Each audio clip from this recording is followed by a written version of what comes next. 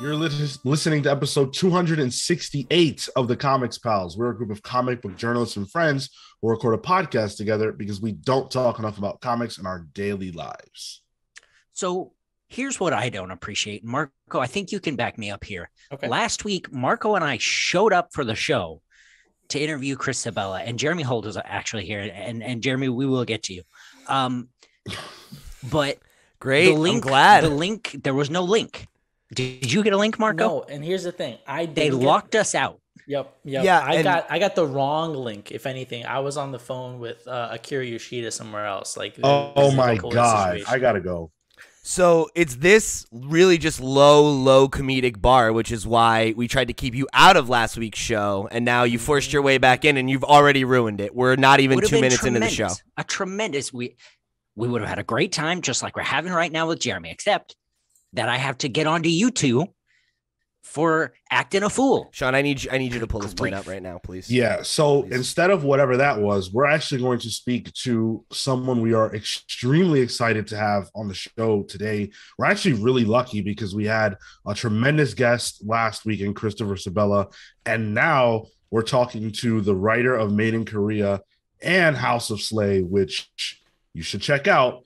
We have Jeremy Holt. Thank you so much for joining us. Golf claps all around. Yeah, thanks for having me. I've been listening to your reviews every month, and it's great. Oh man, I'm glad you listen to all of them and you agreed to come back on the show. So we must be doing something right. Yeah, because I think when we first spoke to you, it was after the first. It was right after the first issue. Yeah. Wow. What a difference. I mean, it's crazy because that's like 7 months ago. Mm-hmm. Yeah. Wow. God. That like, feel like that. It feels like your life has probably changed quite a bit since then, huh? It has, but it's, I guess because I watch the show, I feel like I speak with, or I hang out with you guys regularly, so it doesn't feel like 7 months has passed. That's interesting. That's really cool. We're going to get into, Pete referenced how Jeremy's life has changed, and we're going to get into all that in just a moment. We want to let you guys know where you can find us all over the internet and how you can support the show. Of course, if you listen to us on a podcast hosting platform, make sure to hit that follow button, like this audio, leave us a rating and a review.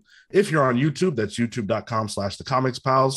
Definitely subscribe to our channel. We're on the road to 500, so please hit that subscribe button. It helps us out so much.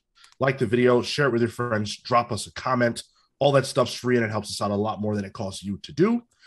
Listen to our reviews, as Jeremy referenced. Every Wednesday, we're reviewing Image Comics. Thursdays is Marvel, DC, and everything else. Thank you guys so much for all the support. Let's turn the attention away from us and onto this week's guest.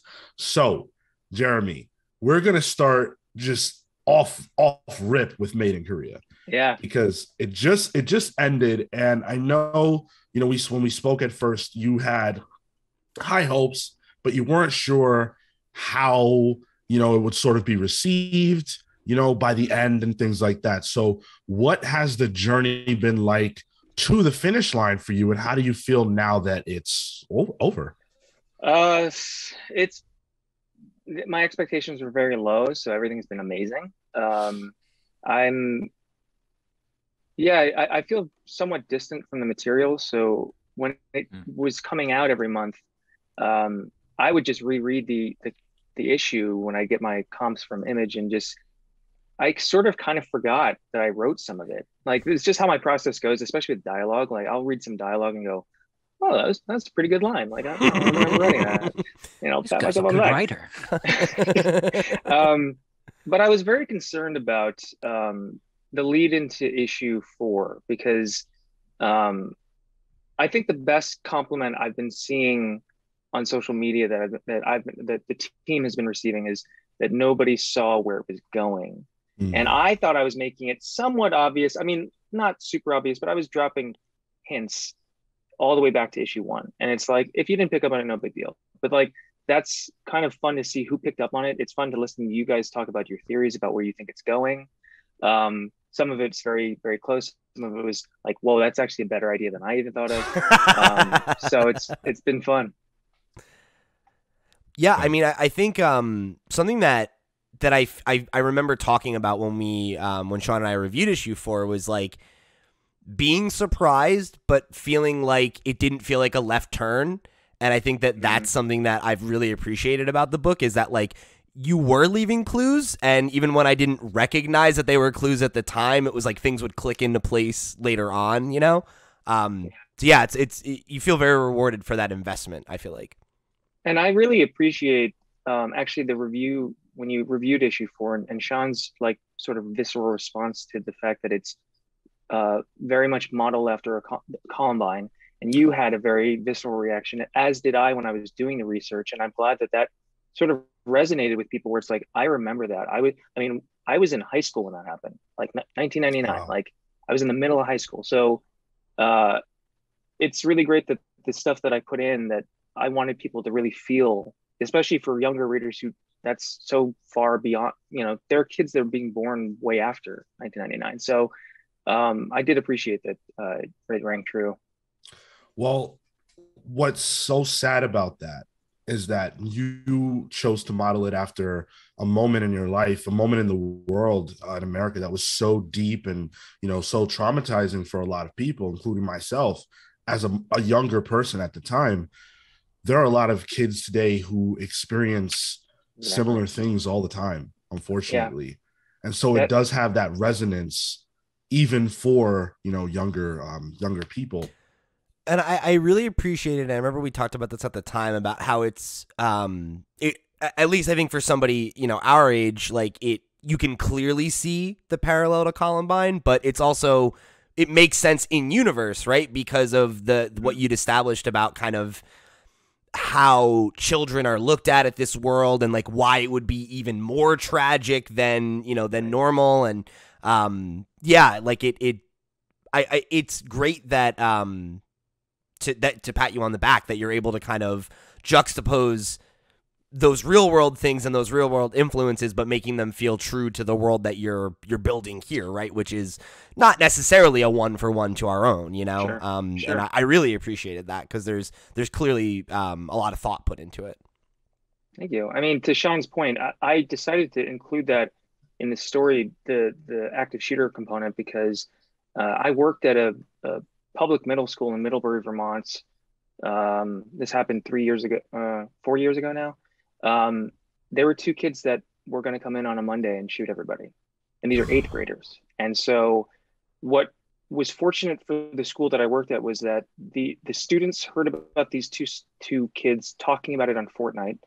The kids took it seriously. This was like on a Wednesday night. They went to school on Thursday, told all their teachers. The teachers took it seriously, connected with the government. And by Friday, the kids were pulled out of school. The parents were talked to. One of the parents had a treasure trove of guns, and it was taken as an immediate threat. So like the recent shooting that happened, it's like that kid was not treated as an immediate threat. In fact, he was like 3 teachers reported him to administration, said, oh, he's good enough to go back to class. And so for me, I wanted to write about an experience where, you go into school on Monday, you find this all out, and you're in these meetings with teachers that are just breaking down in tears because they can't imagine what they would have done. And we had to do active shooter training every year. And it's like, I wanted to write this story to sort of live vicariously through a character who could do something we've never seen done before in these, really tragic events. Yeah. I don't remember if I mentioned it on the actual review. I think I did, but I remember feeling like, imagine if there was a Jesse. I think you did say that. Yeah. Who could have intervened in these situations. And, Jeremy, you're great, but boy, was I mad when you put Jesse through the ringer. But you did like that the boys had it coming. You're like, yes. Oh, I loved it when they got it. I was like, yes, that was very satisfying. Yeah. Absolutely. I mean, in fact, I remember when George was working on that issue, they called me. It was like on a weekend, and they live in Barcelona, so time zone's a bit different. And they were asking, okay, so this scene where Jesse confronts Eric, like, we need to figure out what she does where she doesn't become completely unlikable for the rest of the story, because I had it where like she just kills him, and George is like, I've been sitting with this for like, they've been like reading the issues and whatnot, and they're like, been sitting with that idea and I don't like it. And so we talked about it. And so then we're coming up with ideas on how you would maim somebody, which I was like, this is how you make comics. This is how you name a fictional character. What is the appropriate amount of maiming where it feels satisfying to the reader, but not so alienating? After that call, I was like, God, comics is so cool. Well, I think shout out to George there, because I feel like something that I really appreciated about how that event impacted Jesse is that, like, it's kind of, it feels like a defining moment for them. Like, it feels like it's like been traumatic, and that like that's like a lived experience that they're now kind of dealing with. And that's something that, we talked a lot about in our number 6 review, which is like, I really appreciate how the story, because obviously the idea of like a robot or android or AI or something like that, kind of like recognizing that they're alive or that they have autonomy or exploring that is something that's familiar. But I really appreciate how with Jesse, you've done it kind of through this lens of like identity and experience and these things that like make it feel fresh and make Jesse feel unique as a character in that space. And like the whole scene of while they're like turned off and they're kind of having these like nightmares or these visions and these flashes, and that like that was one of the things that we focused back on was, this dream-like, more heightened reality version of that experience that they went through. And like, I don't know, it's just so humanizing to a character that is inherently not human. And I think that, that you and George have done a really good job of making it easy to connect with Jesse. Thanks. Yeah, I think with the character, and I guess I might have been a bit too subtle on this with the opening scene in issue 1. I guess I didn't make it very clear from issue 1 that Jessie is imbued with a human consciousness. So she is true, she's a human. She's unlike the other proxies, and that's the complexity of her character, is that very much like, as someone who's Asian American, I know who I think I am, but that doesn't mean that's what the world sees me as. And I only know what I know about myself, but I don't know what people think of me. And that's kind of the struggle with Jessie, is that she knows she's a person like everybody else, but everybody sees her as something completely different because she doesn't realize that there are other proxies out there, and she's starting to learn and evolve.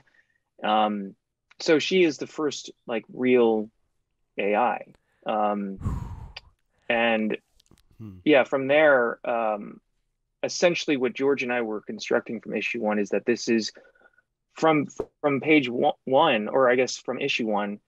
It's essentially, I mean, there's a lot of things going on in the story, but for Jesse's character arc, it's essentially a trans story, which is how it sort of ends.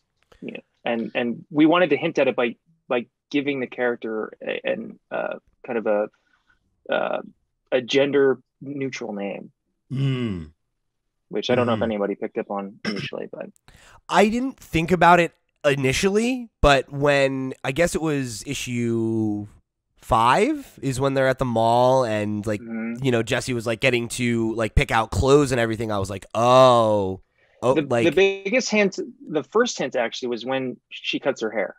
That's before that. That's what I wanted to do, because it's like, to alter your appearance, I think, is very human. We don't see animals doing this ever. So, that's the difference with, I guess, creatures that have sentience. It's like, or like human intelligence. It's like, oh, I see what I'm looking at. I don't like that. I want to change it. Yeah. And like, I think that, like, again, right, it ties back to that, like, that theme of Jesse exploring their autonomy through these like these very human, I shouldn't say superhuman, that has a whole other context with comics. These very, very human things of like choosing clothes and like wanting to explore their fashion sense and expression, and like I think that's really, really that comes through. But something that you said, I'm not sure if you'll be able to answer this, but I'll kick myself if I don't ask. So we have all the backup stories, right, throughout the entire series that I feel like have given us these glimpses into what the lifestyles of the proxies are and kind of how people interact with them, how they're treated. And something that I started to notice within the last couple of them was this thing that, like, it feels as though the proxies are more human or more alive than people recognize. But we know that Jesse is different in that, Jesse intentionally was imbued with that sentience. Right. Can you speak to that at all? Like, is that something that we're going to explore? That's really interesting because it is something I want to explore, but it wasn't really the proxy stories. That was not the intention of the proxy stories. And so I just let the artist run free. I said, here's some parameters, some rules you have to abide by in the world of Made in Korea, but do whatever you want. And I didn't really edit any of their story. I was like, just give me a pitch. Oh, I like that concept. Run with it. So the products that were produced, the comics, I actually didn't read them closely enough in conjunction with the main storyline. So I see where you're drawing all that from, and I'm like, oh, that's really interesting because honestly, that is where if George and I and Adam get to do another arc, that's what we would explore. Is that, what is Jesse's journey now, and what is it? What is his existence in this new world, especially with the cousin, because the cousin will be the main focal point of the second arc. And the cousin story I want to explore, he worked at Wookjin Industries with KDC. He eventually left. Why did he leave? How did he steal the technology? Why did he decide to do adult proxies? And what is his intention? And ultimately, he really wants to get a hold of Jesse's algorithm because that would transform his business. So there's, that's the rough idea of where we want to take it and go more into body modification and more hard sci-fi. Oh, that's really interesting.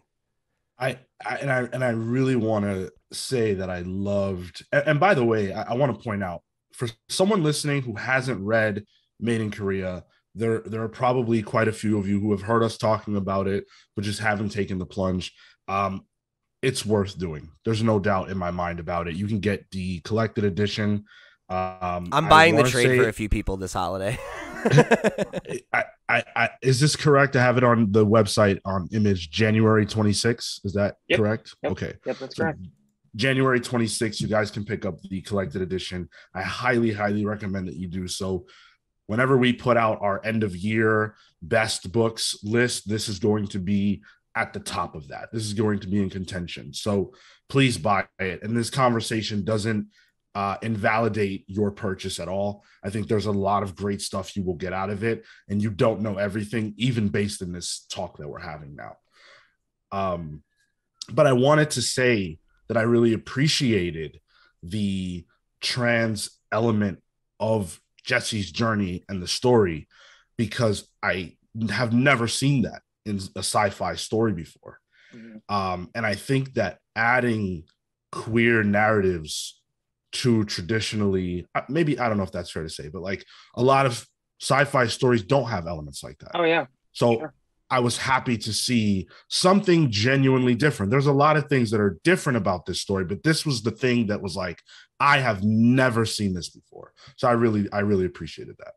Thank you. Yeah, I was sort of surprised watching maybe 2 or 3 seasons of Westworld where they don't really touch upon any of that. Yeah. I was like, there's so much opportunity there. And it's like, you're just focusing on the things that we're all kind of expecting, which is not bad. I mean, I really enjoyed the first, I think, 2 seasons, but yeah, it was just something that was kind of a late addition to the narrative when I was writing. I mean, I finished writing the scripts like 2 years ago. And it sort of was something that was percolating in my mind because of my own gender identity journey. And it was like, oh, that's really interesting because I've been focusing on her identity, but how can I push it? How can I go in a direction that I've not seen, a direction that's interesting to me? And it's just kind of sort of made sense. And with the cousin character, it was sort of perfect because he has the bodies. He has the thing that Jesse wants the most. And as far as how that was going to how Jesse was going to figure that out. I didn't really know how to do that, but I started writing those dream sequences because the question of, do robots sleep or do androids dream of electric sheep kind of thing. But in that, he is figuring out something about himself that transcends what the human mind can comprehend. And so I was trying to be very simple about it, very direct at the same time, like, breaking the image you see of yourself, breaking through that. What do you see on the other side?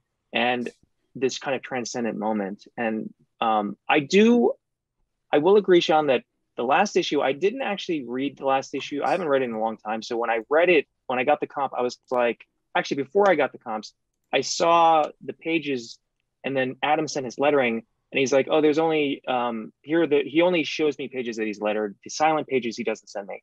So he sent me like 6 pages. I was like, where's the rest of the issue? He said, you didn't write dialogue for the rest of the issue. I was like,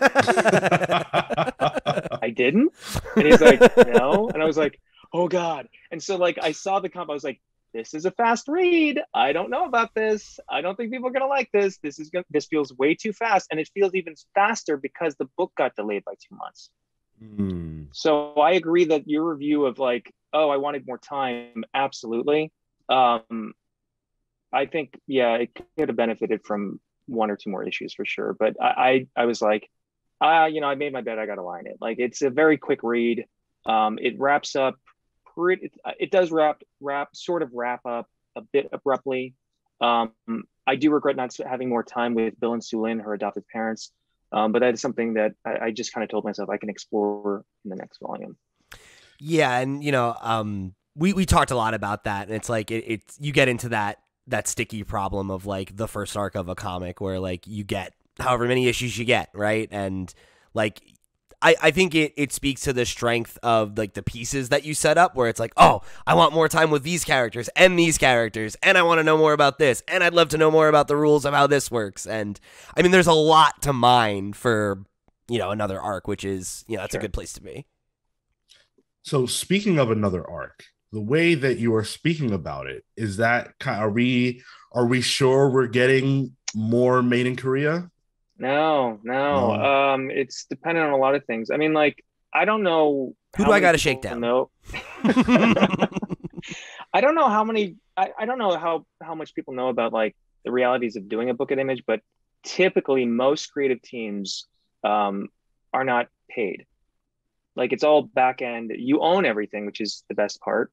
They have a huge, presence in the industry, which is a great thing. But to do a book, you're basically doing it on spec. So the 6 issues was sort of a number that George and I agreed upon based on how long can George work on this at a pace while doing other work where we're not taking forever, that this wouldn't take forever to make. And we felt 5 was too short, 8 was too much, because it's just, that would have been maybe another 6 months of George's time to do 2 more issues between paid work. So that's sort of the reality, and it's like, it kind of sucks, but like, I think it'll depend on speaking of Shakedown, it'll depend on the pre-orders of the trade. So if the pre-order numbers for the trade are very high, Image will feel more comfortable, as far as I understand. So, sorry, did everyone hear that? Everybody in the audience? Can we go pre-order? You can actually pre-order it now. I just found I went to dinner with some friends last night, or at a friend's house, and he told me he's already pre-ordered. I was like, oh, I didn't even know the pre-orders was up, but yeah, I guess you can pre-order it now. Awesome. Well, we'll have a link to that down below, everybody, and I'm gonna bold it. Go do it, please. I'm gonna go do it right now. Yeah, let's go. Volume 2. I'm gonna do it. I'm buying more than one copy. I'm not kidding. So let's go. Yeah. Well, I think I speak for everyone here when I say that we're all hopeful for a second arc, and maybe even beyond that. Who knows how many ideas you've got rattling around in your brain that you've got to get out. So, just to close the door on Made in Korea for now, it was incredible. Again, highly, highly recommended. One of my favorite journeys of this year as far as comics are concerned. Absolutely. Just a really unique and special story about a character in Jesse, or, James, who I fell in love with, and a world that I'm eager to get back to. So thank you, Jeremy, for that. And thank you to George. Thank you to Adam. Thank you to everybody who was involved in the proxy stories. It's just a brilliant story altogether. And again, hopeful for more. Thanks. So obviously, now that you have put out a book that has had a run at Image, that kind of, you have a presence now in the industry. People know you, they know what kind of work you do. And I would imagine, and you can tell me if I'm wrong, that your work on Made in Korea maybe opened doors for like House of Slay, for example. Yes. It also opened doors at Marvel. I did a 5-page short for the Marvel anthology Voices. Yes. Yeah, I mean, like that's the reach that Image has. Everybody reads a number one. And if it happens to be good and people keep reading it, yeah, there's opportunities that come along. With House of Slay, the producers had known of me for a few years, but they never really reached out to me about anything. This Adam and Heather, who run Einhorn Epic Productions, and they were contacted by basically the people that wanted to put House of Slay together and said, we need a comic book creative team. And Adam, who I believe has experience working at Boom and I think Dark Horse maybe, said that I was the only one that he wanted for the project. Wow. So Hell yeah. it was one That's of these awesome. things where, yeah, thanks. And he called me, or they sent me an email like at the end of June, like when I was basically packing up my apartment to move to Brooklyn. And they were like, this is a really quick turnaround. We need a project Bible. We need a pitch. We need a synopsis. We need character sheets. We need it's essentially 48 pages, 48-page script. And we need a superhero mythology built from scratch. And we need all of this in about 4 or 5 weeks. Wow. I was like, no. No. And so I mentioned this to my therapist, and he said, do you know the difference between amateurs and professionals? I said, what? He said, professionals do it even when they don't want to. I was like, okay. So I said, yes, I'll do it. And it was intense. I basically shifted my start date with my day job, pushed it out a month. So I got to New York at the beginning of July, and I just spent all of July writing it. And so I had done interviews with each of the Slasians before I left, which was challenging because they're extremely busy. And it was important to have those interviews to capture their likeness and the way they speak in the script. And I'd never written a story involving real people. But it was a lot of fun, and it showed that I could craft a superhero narrative, which I'd never done before. And it was satisfying for me to tackle things that were sort of causing me anxiety, like the anti-Asian hates and the things that feel good about like connecting with the Asian American community. And that experience, getting to know the Slasians, has been great because they've in turn opened doors just socially, just getting to know other Asian American creative people in all different fields, which has been really wonderful. So for House of Slay, I think the way we found out about it even maybe was the New York Times article, which is it's written by Allison Kruger, and it's pretty cool to see. I mean, it's not new anymore, but to see comics in a reputable paper like the New York Times is awesome. Even more awesome for it to be something that's not from Marvel or DC, and then even more awesome than that for it to be based around people of color. So, huge props on that. The article introduces the concept, in a loose way, and it introduces who the Slasians are. House of Slay, by the way, I don't know if you came up with the name. Brilliant name. Like Sue Lee, the artist, and we were thrown a bunch of titles. I think my initial title, because it all stems from the superhero mythology. So I came up, I didn't know where to start, right? Because I was like, Asian superhero narrative, like what? I don't know what I'm doing here. So I thought, okay, what's an Asian superhero? And at the time, this is early July, I was like, Shang-Chi. So I just started Googling Shang-Chi. And then I discovered that he is a character based on an older character, Dr. Fu Manchu, who was created like in the 70s. And he was this very problematic yellow peril narrative of this crazy mad scientist Asian guy who wants to take over the world. And the creator of that character supposedly was using a Ouija board at the time and said, "What will make me rich?" And the Ouija board said, "Chinaman." And I was like, "Oh, I hate that. Wow. I hate that so much." So then I looked into the history of the Ouija board, and apparently the Ouija board's origins date back to 1100 AD China. So I was like, "Oh, great, I can reclaim that." So then I decided to take the heart-shaped dial that everybody knows of for the Ouija board. That actually was a much larger wooden board on wheels, known as a planchette board, that was used in Europe in like the 1700s. And then before that, it was spirit writing in China. So I kind of did an amalgam of, I created these two heart-shaped stones made of jade and nephrite, jadeite and nephrite, both jade. One is dark, one is light. And so that's how I came up with the god of light and the god of shadow. And that's where the conflict arises. So if you touch the stone, whichever stone, and you're worthy, or the god of light or the god of shadow finds you worthy, you're imbued with powers. So that's how I was able to rope in the Slasians' friendship, which was important to the narrative, that their friendship and their vulnerability is what the god of light finds worthy, and said, "There is darkness coming. I'm giving you light to lead the way," essentially. So that's kind of just how it all came about.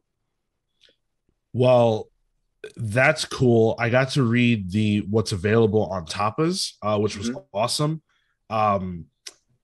Everybody who has seen anything from House of Slay has to agree that the covers and the one sheets by Kevin Wada are all fantastic. Yeah.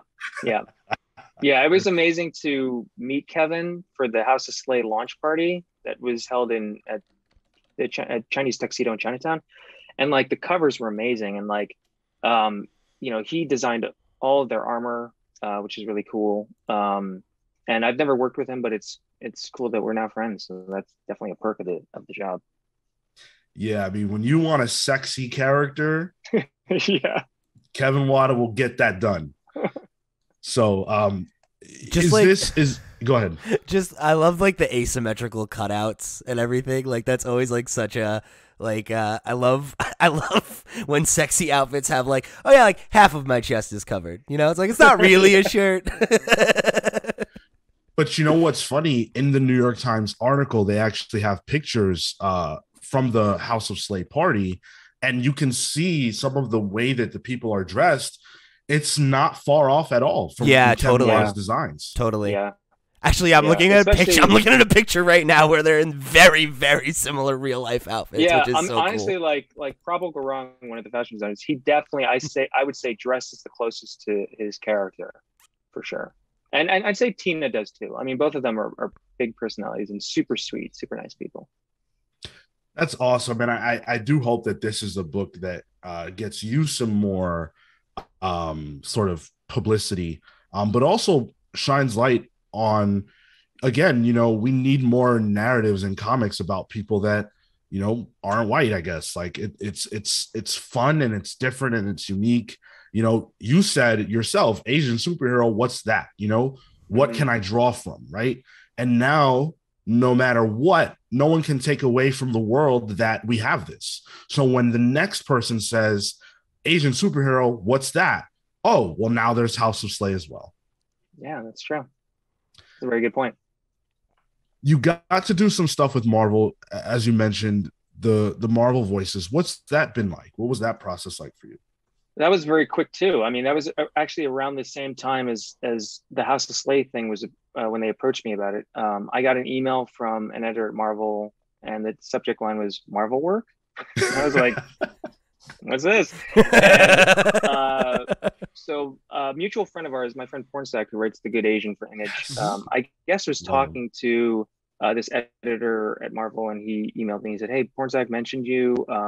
I need someone to do a 5-page short. To be completely honest, the person that was supposed to do this dropped out or whatever, and it's going to be a really quick turnaround. I need 2 or 3 ideas by tomorrow, and I need a 5-page script by the end of the week."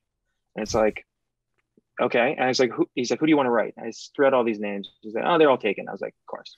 I was like, "Are there any biracial characters?" He said, "Let me check." He called me like an hour later. He said, it's kind of embarrassing to admit this, but we don't have a lot of biracial characters. So I was like, oh, he said, we have one that I'm thinking of. Her name is Silhouette. She's half black, half Cambodian. She's from a series in the 90s called New Warriors. I said, and she's disabled. I was like, oh, cool. Yeah, let's do that. So he sent me all of the issues that this character is featured in, which are also featuring a yellow peril narrative. I was like, this is the 90s. How are people still writing this evil Asian woman in the jungles of Cambodia wants to take over the world? I was like, I really hate this. And also what was weird about her power is that she can teleport through shadow, but her clothes don't go with her. Oh, great. What? So checking all kinds of fun problematic boxes here. I was like, I have to write this character now. And so the only idea I had at the time was a dating story, because Silhouette doesn't have a civilian name. And I didn't understand how that's possible, because how do you live your life as a civilian if you can't use a different name? So if she's going on dates, she actually has to come up with fake names. And when she's fighting crime, nobody's thinking about her ethnicity or her disability. But when she's on dates, I'm sure that's all that would be focused on. So I wanted to write about that and what her identity means to her regarding who she is, how the world sees her. And I love rom-coms. So like, I pitched it and the editor's like, I was hoping someone was going to do a dating story. Nobody pitched one. This is great. And I wrote it in like a day. I had some notes, revised some stuff, and it was done. Wow. That's awesome. So you're like going to get a reputation here for quick turnarounds now, I guess, huh? Are you worried about that? Like, is that they're going to... No. This is what I've been working towards. Like, I know what my process is. I can write a 22-page script in 3 days if I have to. That's impressive. This was after the House of Slay stuff, right? It was after I agreed to do House of Slay. So I was doing the interviews with the Slasians while I was writing this story. And I actually finished the story before I left for New York. So your confidence was already on 10, like, I can do it because I did it before. Yeah, I think I can handle 5 pages. I honestly, yes, because it was like, if I'm going to have to do... Well, I hadn't written the 48 pages for Slasian, so I didn't know how, backbreaking that was going to be. Because I mean, with Virtually Yours, my rom-com graphic novel, which was 100 pages, I, for some reason... Comixology Original said, what's your deadline? When do you want this to be done? Or when can you have the entire manuscript done? And I just said 6 weeks. And then they're like, perfect. And I was like, what am I doing? Why did I say that? But I knew I did that because the sooner I got the script done, the sooner my co-creator Elizabeth would get her hands on the script. And she takes a little bit longer than most because she has a crazy amount of detail and she colors all her own work. So knowing that I was able to do a 100-page script in 6 weeks, I was like, yeah, I think I can do this. Now it was harder with Slasians because I was writing real people, but with the Marvel thing, because the editor went with my idea, it was pretty easy to write. So I'm sure you can't, give us too much detail, but we're friends. Is there more Marvel stuff? Is there more? Can you tell us anything about that? The relationship? The relationship's good. I'm trying to... I've been told that I might have an opportunity coming my way in the spring. Opportunity being a longer conversation about something. So okay. I'm learning how Marvel works as far as their like big tie-in events and all that. And I have a lot of friends that work at Marvel. So like I've picked the brains of like my friends Vita Ayala and Matt Rosenberg and Lonnie Nadler, and I've chatted briefly with Donna Cates. So like I'm kind of understanding how it all works. I don't think I'd want to be there long term. That's never been my goal, but I think it'd be fun to play in that sandbox, and I think it'd be fun to get into some sort of visibility with that audience and go, hey, I'm here. And they were like, oh, I like what you're doing. And I said, okay, well, come check out this other stuff I'm doing. Right. And that's really the goal. Yeah. So would you say that like the ultimate goal is to continue working on as much creator-owned stuff like, Made in Korea as possible? Oh, 100%. I think also with other things that have come my way opportunity-wise based on Made in Korea, I think I'm going to start trying to venture into the film TV space. So cool. That's something that actually I have more interest in than, say, writing long-term for Marvel. Fair enough. So I want to give you you know how Marvel has no prizes? Well, I want to give you a no prize because I don't have anything physical to give you. But I'm saying it right here, right now, that Jeremy Holt wins the award for best hair in comics. That's what I'm saying. Easy, no competition. You know who said that on Twitter last week? Chris Sabella. Chris Sabella said you dethroned our friend Ryan Ferrier for best hair. I was like, I don't know about that. Would Chris be the best judge of that? Oh, okay, that's where we're going, Kale. I'm just saying, Chris Sabella, but nothing but kind and accommodating to us, and you're gonna make a ball joke about my man. I'm just throwing it out there. You can be an appreciator of hair. You don't have to. That's true. Have any, So fair enough. Lots of people who critique comics that don't write them, right? Boom. Yeah. I write them, so all right, Kale. But I do have to disagree just this once with Chris. I think you have to win the award, Jeremy. And I think that people who tune into this are going to see your beautiful mane and they're going to agree. So it's going to be a close. Thank you. It's going to be a close tie with me and Ram V. I think. Whenever I talk to Ram, I'm like, I love your hair. That's yeah.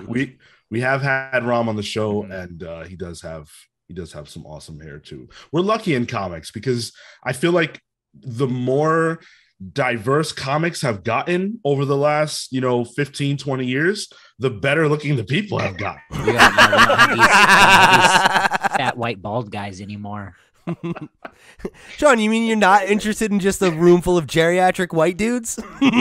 I'm not commenting on that. I'm just saying that it's gotten better looking. There's a reason. We can figure it out. So we're very lucky. So do you have any projects on the horizon that you can speak to? You guys know how this goes. I do, but I can't speak to it. Yeah, of course. I will say that I just signed a contract for a new series. So I start production on that on January 1st. So that'll be a nice way to ring in the new year.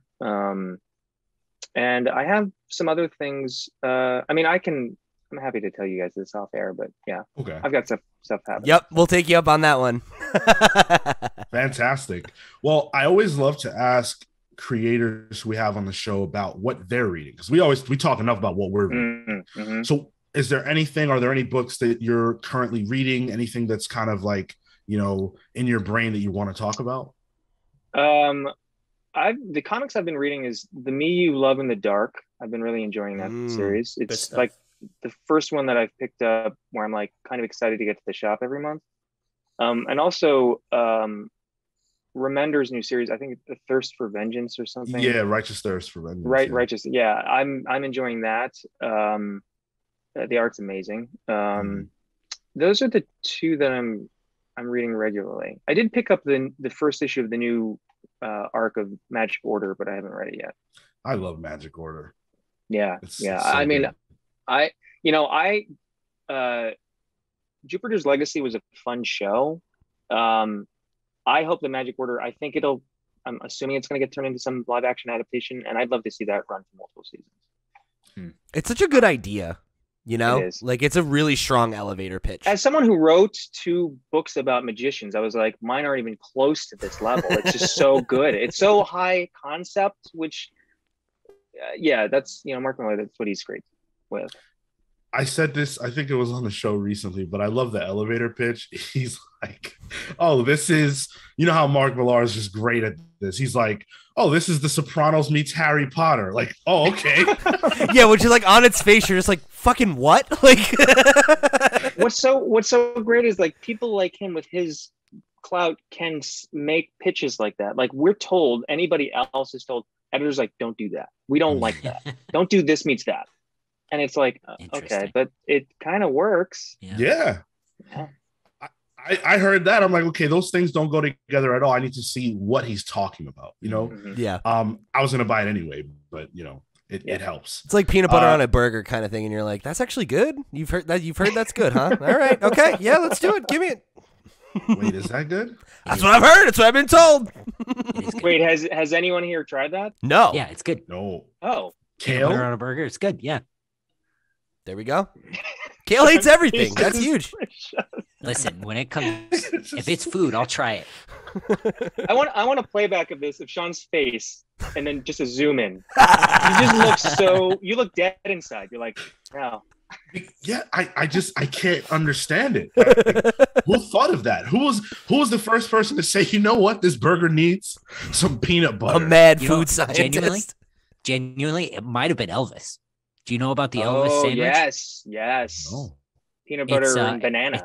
It's peanut butter, banana, bacon, and a burger. Mm-hmm. What? He used to eat like 5 of them a day. Or something. Yeah. It's insane. That explains my the God. jumpsuit era, I guess, huh? Oh yeah, Yeah. totally, 100%. 100%. It was his favorite meal. Wow, this podcast is educational. I didn't know that at all. Well, Jeremy, we could talk to you all day. You have us as fans, and it's been so awesome to get to know you, get to know your work, and we were excited to see what else you're going to put out. Remember to pick up the Made in Korea trade. Remember to pre-order it.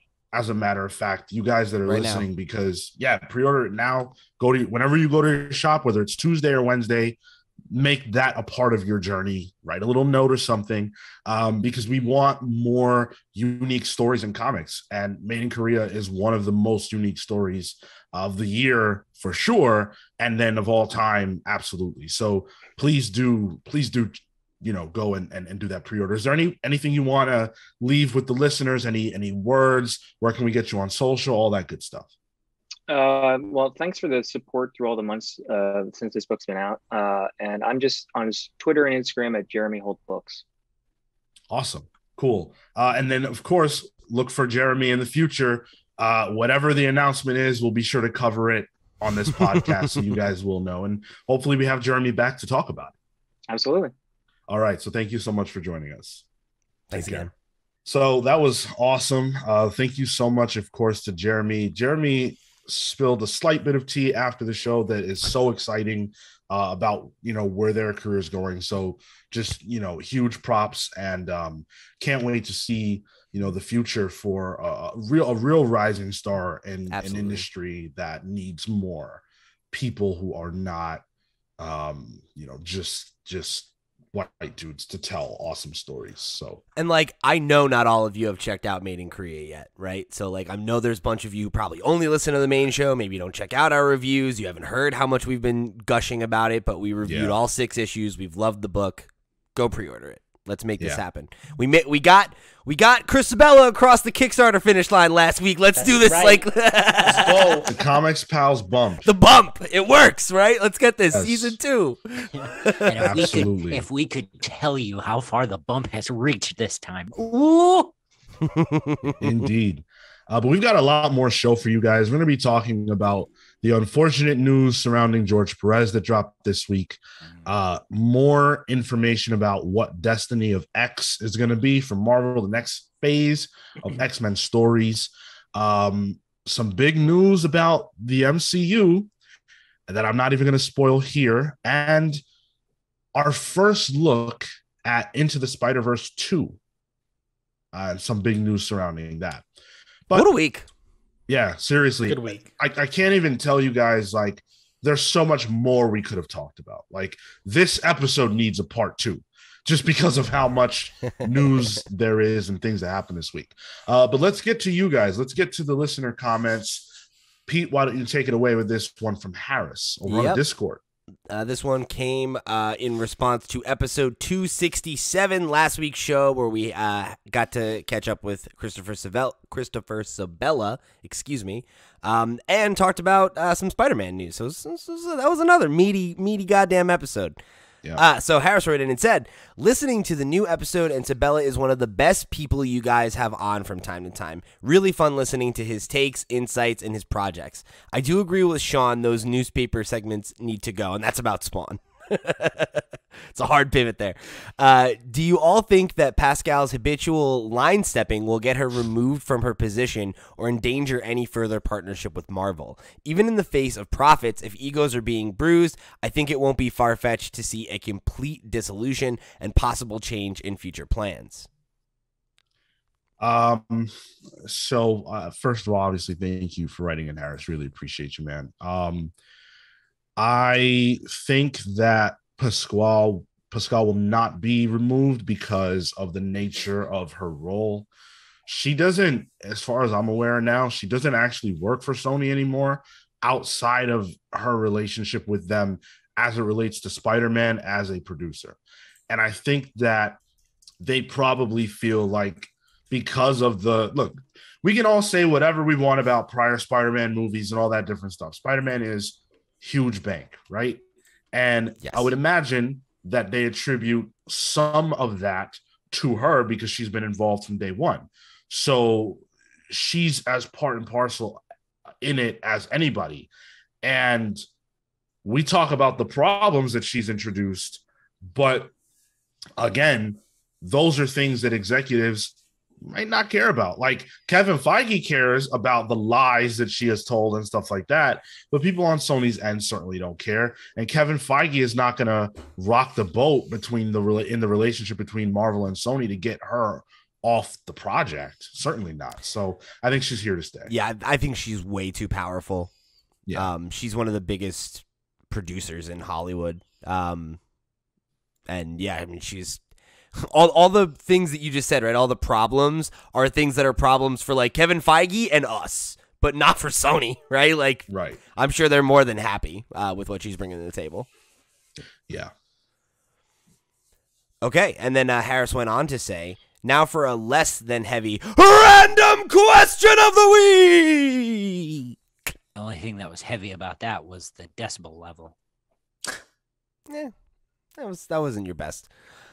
With the inclusion of a multiverse, what crossover or team-ups would you like to see with what has already been established over the years? Personally, I would find it funny as hell if we see some of the bad movie actors in multiversal cameos in other films. Like, imagine having all the Punishers meeting and having a standoff. It'd be Bernthal, Jane, Lundgren, and Stevenson there at the same time. That's pretty funny. That's funny. Like at first I was like, dude, I don't know. But then I read that part and I was like, that could work actually. That's not a terrible idea. The two Nick Furies, Samuel L. Jackson and David Hasselhoff. Oh my God, that would be next level. Chris Evans as Cap, Chris Evans as Human Torch. Whoa. To give a real answer for me, it would involve the X-Men. I think it's a shame because a lot of the Fox movies sucked, but the actors didn't. And they just unfortunately were in movies that weren't so great. But like, I'm dying to see, Hugh Jackman. I'm dying to see Ian McKellen and Patrick Stewart and all these actors get to play in a sandbox that's so much bigger and better than the one that they were in. And I know that they're too old to reprise those roles in a real way, but for a one-off and like the Secret Wars movie that we'll eventually get, think about the pop. Think about how cool it would be if Hugh Jackman's Wolverine shares the stage with any of them. Frankly, if we could get whatever new Wolverine we might have at that point, whoever that actor is, teaming up with Hugh Jackman, just different things like that, I think would be super cool. I would always go back to the X-Men with that. Yeah, I mean, it's funny because I feel like there's not a lot of boxes left to check for me. Because the X-Men is that makes sense. But like seemingly we're gonna exhaust the Spider-Man side of that conversation in like 5 days. Exhaust? Do you know how many people have played Spider-Man?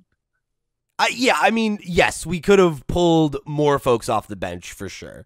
But like in terms of 3 people from the 60s alone.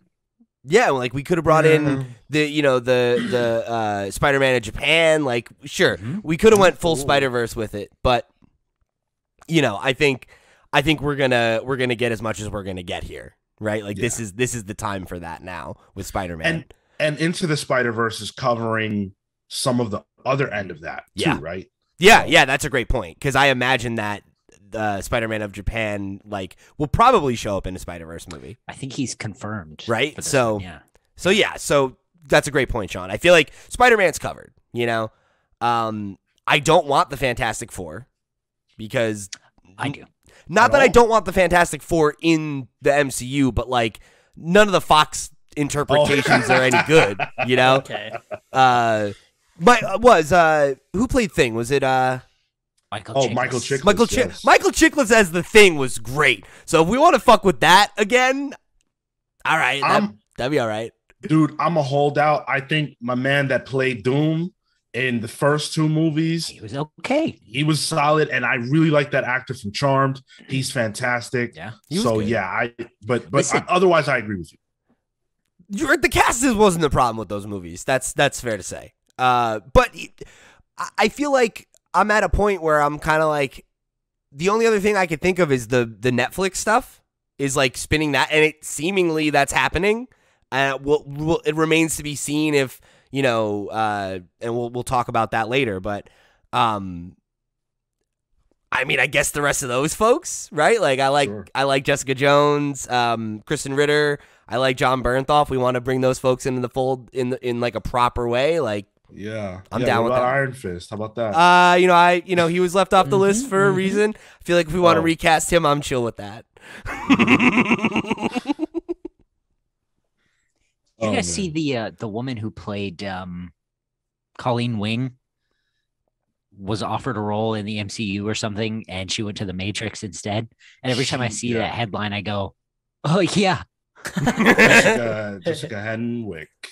She was offered a role in Shang-Chi, and I think it's probably safe to say she was offered the role of his sister, and she turned it down to be in the Matrix. Yeah, she's holding out. She's gonna be Colleen again. She knows it. I'd like the two Blades to cross universe because I'd like to see Mahershala Ali and Wesley Snipes in the same film. Yo, that's from your words, from your mouth to God's ear. That's amazing. Let's do it. I'm down with that, dude. I want to see Wesley Snipes again in a movie where he's Blade. Hell yeah. That was cool. He could be old ass Blade. If we do this years down the line, that would be fucking old man Blade. That would be Blade. Sick. We have with that. Maybe it's the third Blade movie, right? That would be fucking cool as hell. Mm-hmm. Give it a couple years so he can get a little more salt up on his hair, Quite frankly, he probably dyes his hair anyway, right? Oh yeah, that's probably true. Sure. But with Blade. The multiverse. With the Blade multiverse, yeah, of course, he's a vampire, but he's old, so But with the multiverse now, all things are possible. So thank you, Harris, for the question, and hopefully one of these various ideas comes to pass, because I feel like it'd be a wasted opportunity if they didn't do something like that. Especially, I think the most likely, frankly, is the Fox one, and I think it's a no-brainer. So cool. We got a couple more. This one comes from Matthew Murphy on this week's Marvel and DC book reviews, and he said, "Boys, how the hell you have an hour-and-a-half show on 4 issues? Inferno came out this week, motherfucker." Did you forget who we were? Yeah. It's been 300 episodes. You forgot what we do here? Dude, if I was alone, right, just me alone, I don't think I could have done less than a half an hour on Inferno. It's too big. It's too much. I'm too hyped. It's too real. And you commented in the Discord and said that you enjoyed the fact that I had so much energy about it and everybody else was sleepy. Dude, this is what I do. Okay. This is what I have to do. Right. So I'm sorry. I don't know how to be more concise. And, we've got Tyler and Pete. Marco doesn't even hardly even show up for it if it's not Swamp Thing. Yeah, so, but it's hard. I don't know, man. And didn't you have on your podcast, you guys did 12 issues, but fair enough. Sorry. Not sorry. Anyway, this one comes from Milton John on our interview with Brian Azzarello from New York Comic Con 2021 and said, good work. Thanks. All right. Appreciate it. Thank you. Thank you. That one, I don't know if I said this on the show, but I'll just say this.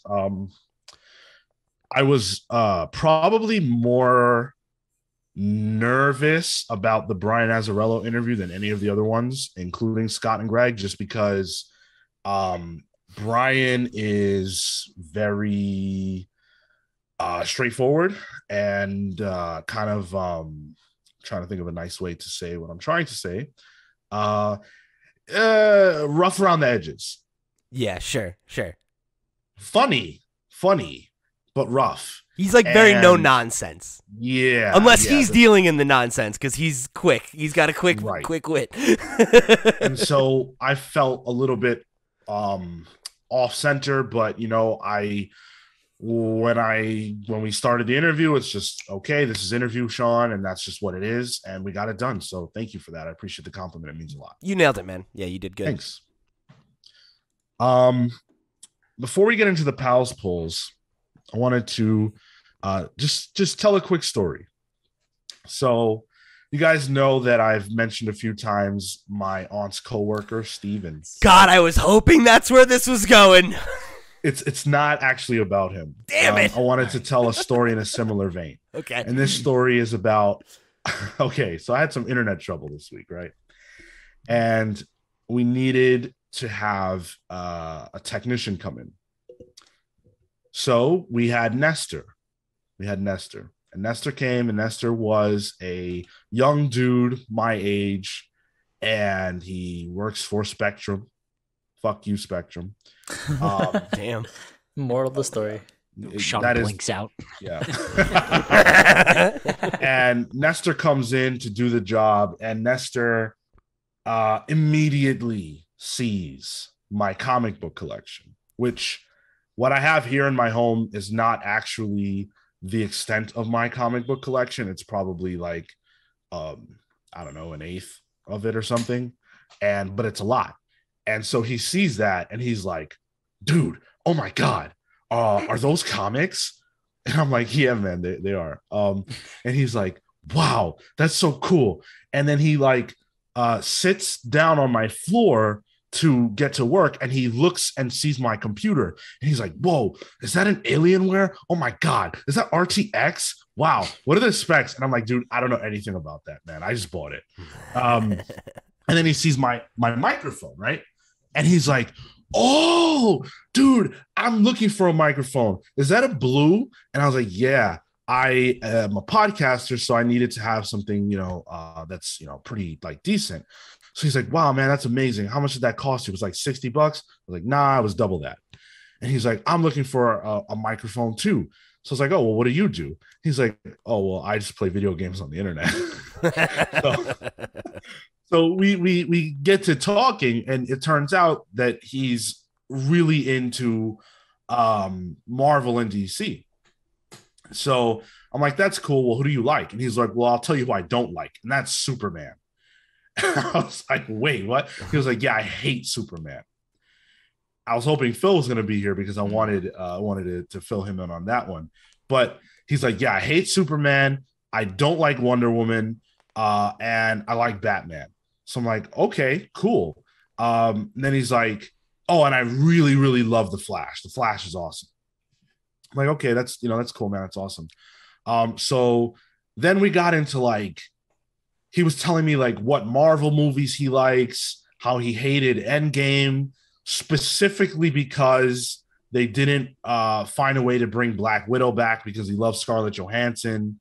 Like this job that he had to do in my house, the totality of the work, 45 minutes. He was in my house for 2 hours. Oh my God. Yes. 2 hours. You guys know I'm a chatterbox. When I have the opportunity to speak, I go in. And I mean, my man wanted to talk comics, so far be it from me to deny him a conversation about them. So we went on for 2 hours about comics. video games. He forced me to watch a trailer for Final Fantasy 14, which is what he needs a microphone for.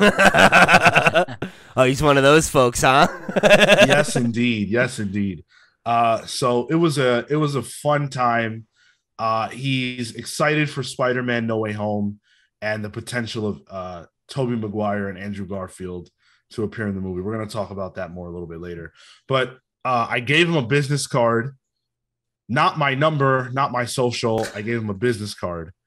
So I said, if you want to listen to the show, feel free, write in, let me know that it's you. So shout outs to you, Nestor. Thanks for the hookup. You know what I mean? And hopefully you enjoy the show. Man, that's a great story. I love when you run into another like fucking nerd in the wild. Yeah. And like you have that moment. I had that moment with a guy who was like serving, like I was getting a sandwich and like he was like, oh, and I had like a Spider-Man shirt on and I was wearing these headphones with this fucking thing on. He's like, yo, and he's like started talking to me about Spider-Man for like 20 minutes. I was like, dog, don't you gotta get back to work? Like he was like waiting on other people and ignoring them to talk to me about Spider-Man. Yeah, dude. It's so cool that we live in an era where you can like be unabashedly nerdy and people gravitate towards it. You know, like it's awesome. I love it. So yeah, I just wanted to tell that story. We can move on. I just wanted to throw that out there. Let's do the pals pull, starting with Kale. Two good ones, man. The Rorschach Trade. Yeah, I skipped this very intentionally because you know, of its potential as a Watchmen sequel or whatever. But between Sean and Marco and everyone else in the Discord's recommendation, I'm actually really interested to see how this plays out. I am very glad I didn't wait for it month to month. I don't have the patience for that, but I'm very pumped to read it in one sitting. Awesome, man. Yeah, it's good stuff. I'd be interested to hear your opinion on reading it collected, because I think this is one of those issues. This is one of those series where King did a good job month to month, keeping the mystery going and keeping you kind of hooked in, and revealing enough information so you didn't feel lost. So it could be a cool experience to read it all in one, I think. You probably breeze through it. Yeah, I was just thinking as you were speaking, like, would Kale like this? And I think you will. I feel like you will. Marco, do you agree with that? I think so, yeah. Yeah. Because I thought the mystery was good, and then it's also without like should I say this? Yeah, I will. Without spoiling too much, there are elements of it that are related directly to comics, like very directly. Yeah. I do. We did do the first issue, and I was here for that. Yeah, I do remember some of that. Yeah. So I think you might dig on that. Right. But I'm anxious to hear your thoughts. But then you also chose Nightwing Volume 1 by Tom Taylor. This is one I'm thinking about picking up too. Ooh. Yeah, Tom Taylor and Bruno Redondo, I believe. Yep. Very excited about that team being on the book of just one of my top favorite characters, period. Everything I've seen from this book looks incredible. I love the direction it seems to go. It's been a while since I've been excited about a Nightwing book, and the art alone, Redondo's style and the clarity of the lines and the colors, the colorist whom I unfortunately don't know, but very excited about the whole book. You could enjoy this one. It's fun. So, quick fun fact about Nightwing. This run, written by Tom Taylor, who just signed an exclusive deal with DC, congrats to him, could have been written by Donny Cates and or Chip Zdarsky. Both of them turned it down. Huh. Okay. Interesting. That's interesting. Yeah. Donny Cates recently revealed that on I want to say it was on Substack, but yeah. Man, I'd fuck with a Chip Zdarsky Nightwing. That'd be fun. I don't think I don't think it would be that different from Daredevil, probably. I think they're fairly similar characters in the superhero guys. You know, Dick Grayson and Matt Murdock are obviously very different characters, but you know, Daredevil and Nightwing themselves, I don't think are like the types of different adventures they get up to. Yeah, Right. yeah. That's fair enough. I just would have been interested to see what Chip would have done, but you're probably right. From Pete, we've got Thing number 2. Yeah, I feel like Thing number 1 was like a really, really nice surprise. Shockingly good. Yeah, like it wasn't necessarily that I went into it expecting it to not be good, but like it was much better than I think I expected.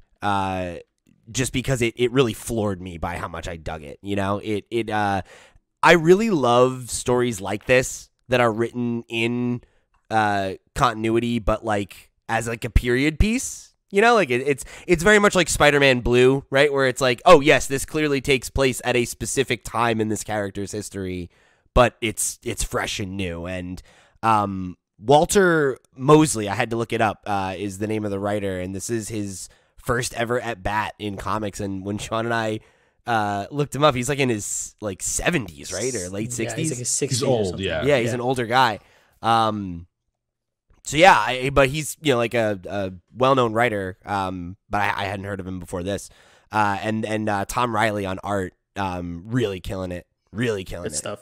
So yeah, it taps into that, you know, that classic feeling and tone, I think, really well. So if you respond to books that are, you know, that kind of have that flavor to them, like I do, I think this is one you won't want to miss. It's a really, really cool book. Yeah, I completely agree. And then from Marco, we've got Eternals number 8. Every month this book comes out, I give it a shout. Kieran Gillen's doing really good work from like a world building perspective and giving you an understanding. It's like the dynamics of all of the Eternals, and there's a lot of high drama. It's been really good, and of course, Sad Ribic is coming back. There was a break where Kieran was writing with other artists to tell other parts of the story, but now this is back to the main line, the main series, and Ribic has come back. And yeah, I'm ready for more of that art because it's been phenomenal. Yeah, I got to jump back on the train, and only because of your recommendation. I think you're gonna enjoy it. There's a lot just that goes on in the background, and the supplemental issues do a lot for like the main story even. Okay, it's on Unlimited. Yeah, it is. I got the first trade on Unlimited.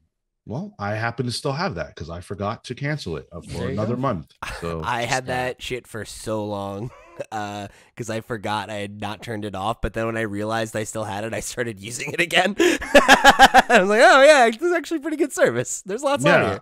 I was like, oh shoot, I have this. I'm gonna read Christopher Sabella's Dot Self. I go to do it, and it wasn't working. So I was there you go. Extremely frustrated by that. Yeah. Yeah. As for me, I chose Robin and Batman number 2. This was so good. Another one where I wasn't going into it expecting a ton, but I was like, you know what? Why not? Let's give it a shot. I thought the name was interesting because obviously it implies that it will be focused more on Robin, and that certainly was the case. It gives us a look at a time in Robin's life and the relationship between Robin and Batman that we've not really seen too much of, and I really appreciated that. And it's Jeff Lemire and Dustin Nguyen, 2 creators that I'm really fond of that do great work consistently. Oh, yeah. So I think that this is an easy pickup.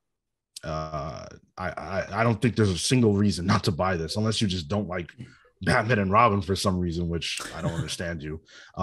This is an easy buy. I really appreciated that first issue. It was really good. Very good stuff. Yep. Before we get into the news, real quick, actually, this just came in for us a comment. Breaking comment. Yeah. So go ahead, Pete. All right, this one comes from Manny, who wrote in and said, with the Luke Cage fiasco, couldn't Marvel just add it to the Devil's Reign companionship trade paperback if it was a scheduling conflict? Also, it would give trade paperback an exclusive, or maybe trade back hardcover. Either way. Yeah. An exclusive. And who doesn't love those? Random question of the week. I think it would be a great opportunity that won't be taken. Yeah, I personally don't like those. So Exclusives? exclusives in the hardcover. Yeah. Put it in the trade paperback, you coward. Yeah, I guess that makes sense. Yeah, if it's a hardcover and it has like an exclusive like tie-in, I wouldn't love that, just because I feel like then you're kind of trying to force people to the upsell rather than having the hardcover be something that you pick up because you want a higher quality, you know? Like, I feel like that should be the point of trade paperbacks, is that like it should be a cheap way for you to get the story, you know? And it matches what's on my bookshelf. I don't want to buy a hardcover. But I feel like for the price, that's a good deal if you're getting the exclusive on the hardcover. Then, like, because that'll be the differentiator between that trade, the paperback. Okay, so first, I feel like that was just a typo. I don't think that they actually meant hardcover. Okay, you know, but whether they did or didn't, just to talk about the idea itself. Oh yeah. I don't think that that's a bad idea. Like, I'm not opposed to it on its face. I kind of agree with Kale in the sense that I do like it when I get the hardcover and it's literally just what was in single issues. But then the other factor is that if it doesn't come out in singles, then it's impossible to gauge how successful the story was. So for the creators involved, right, it's important to know whether or not people wanted to read this. You know, what worked and what didn't. What were the sales like? You know, if let's say the Luke Cage book comes out and the single issues drop and they sell like hotcakes, that is a signal to Marvel that we need more Luke Cage work, but also more work from these people. If it's just in the trade, you can't say that the trade sold well because of that story. Now we have social media, so you can gauge it like that. But the dollars are the easiest way for these companies to know why people bought something. So I'm not saying, I don't think your idea is bad by any means. I think it's good. It's a good make good for not getting the singles out. But I think ultimately getting the singles out is best for everybody involved. I guess the other thing that you could potentially do is do the Luke Cage stuff as its own trade and see if that does any, because like then if that sells well, you would be able to see like, hey, there was interest in this and it garnered some popularity, and it's not being you can't write off any of that with it being part of, you know, a book that people were going to potentially buy anyway. It's tough because I believe the Luke Cage mini is 3 issues. So yeah, it's a little short. Marvel doesn't typically put out trades of that length. I contend if you're teetering between not putting it out at all, if that's where you're at, just throw it out digitally. Like, I don't like that, but I'll tell you what, I would read it if that's the only way I can get it, because I really want this story, especially now after everything. I really, really want this story. So that would be my thought. But short of that, if it's not getting it at all or putting it out in trade, sure, whatever. I just want it. They should put it on the fucking Marvel Unlimited app or something. Yeah, you have a vehicle for this. Yeah. It doesn't make any sense. Yeah, like leverage that and get me to subscribe for a month. Yeah, the work is done. Yep. That's my sticking point. But thank you so much, Manny. Is this Manny's first comment that we have read? Because Manny is a loyal. I don't think so. Okay, yeah. Manny's I can't remember, but I feel like no. Yeah. I hopefully not. Thank you so much, man. Really appreciate Write in it. again. Yeah, please do. So we're gonna get into the news now, and you know, I don't think there's any way around this. The biggest news in comics this week was about George Perez. George Perez is an absolute legend in the industry, one of the absolute titans. I think if you're putting together like a Mount Rushmore, I guess, I think there's a heavy debate that George Perez belongs on there, and I certainly wouldn't argue with anybody who said that. Yep. You're talking about somebody who not just told stories about these characters, but like told stories that are still referenced today, put his stamp on it. Wonder Woman, Avengers, Crisis on Infinite Earths, like so many different things. I think probably most people would reference Titans, and you think about how big that is amongst young people, even people our age who grew up with the TV show. Titans is a huge deal. Yeah. So much of that is George Perez. So just a frame of reference, because unfortunately in this industry, a lot of times the creation and not the creator. And so with George, I hope one of the things that comes out of this is that we learn about him and we talk about him. And so I'll address that a little bit more later. But so on George's Facebook page, there was an unfortunate post that was written for George, posted for George, but it's a message that says the following: to all my fans, friends, and extended family, it's rather hard to believe that it's been almost 3 years since I formally announced my retirement from producing comics due to my failing vision and other infirmities brought on primarily by my diabetes. At the time, I was flattered and humbled by the number of tributes and testimonials given to me by my fans and peers. This kind words spoken on those occasions were so heartwarming that I used to quip that the only thing missing from those events was me lying in a box. It was amusing at the time, I thought. Now, not so much. On November 29th, I received confirmation that after undergoing surgery for a blockage in my liver, I have stage 3 pancreatic cancer. It is surgically inoperable, and my estimated life expectancy is between 6 months to a year. I have been given the option of chemotherapy and/or radiation, but after weighing all the variables and assessing just how much of my remaining days will be eaten up by doctor visits, treatments, hospital stays, and dealing with the often stressful and frustrating bureaucracy of the medical system, I've opted to just let nature take its course, and I will enjoy whatever time I have left as fully as possible with my beautiful wife of over 40 years, my family, friends, and my fans. Since I received my diagnosis and prognosis, those in my inner circle have given me so much love, support, and help, both practical and emotional. They've given me peace. There will be some business matters to take care of before I go. I'm already arranging with my art agent to refund the money paid for sketches that I could no longer finish. And since, despite only having one working eye, I can still sign my name, I hope to coordinate one last mass book signing to help make my passing a bit easier. I also hope that I will be able to make one last public appearance wherein I can be photographed with as many of my fans as possible, with the proviso that I get to hug each and every one of them. I just want to be able to say goodbye with smiles as well as tears. I know that many of you will have questions and to ask or comments to make, and rather than fueling the fires of speculation and well-meaning but potentially harmful miscommunication, I will be returning to the arena of social media by starting a new Facebook account where fans and friends can communicate with me or my designated rep directly for updates and clarification.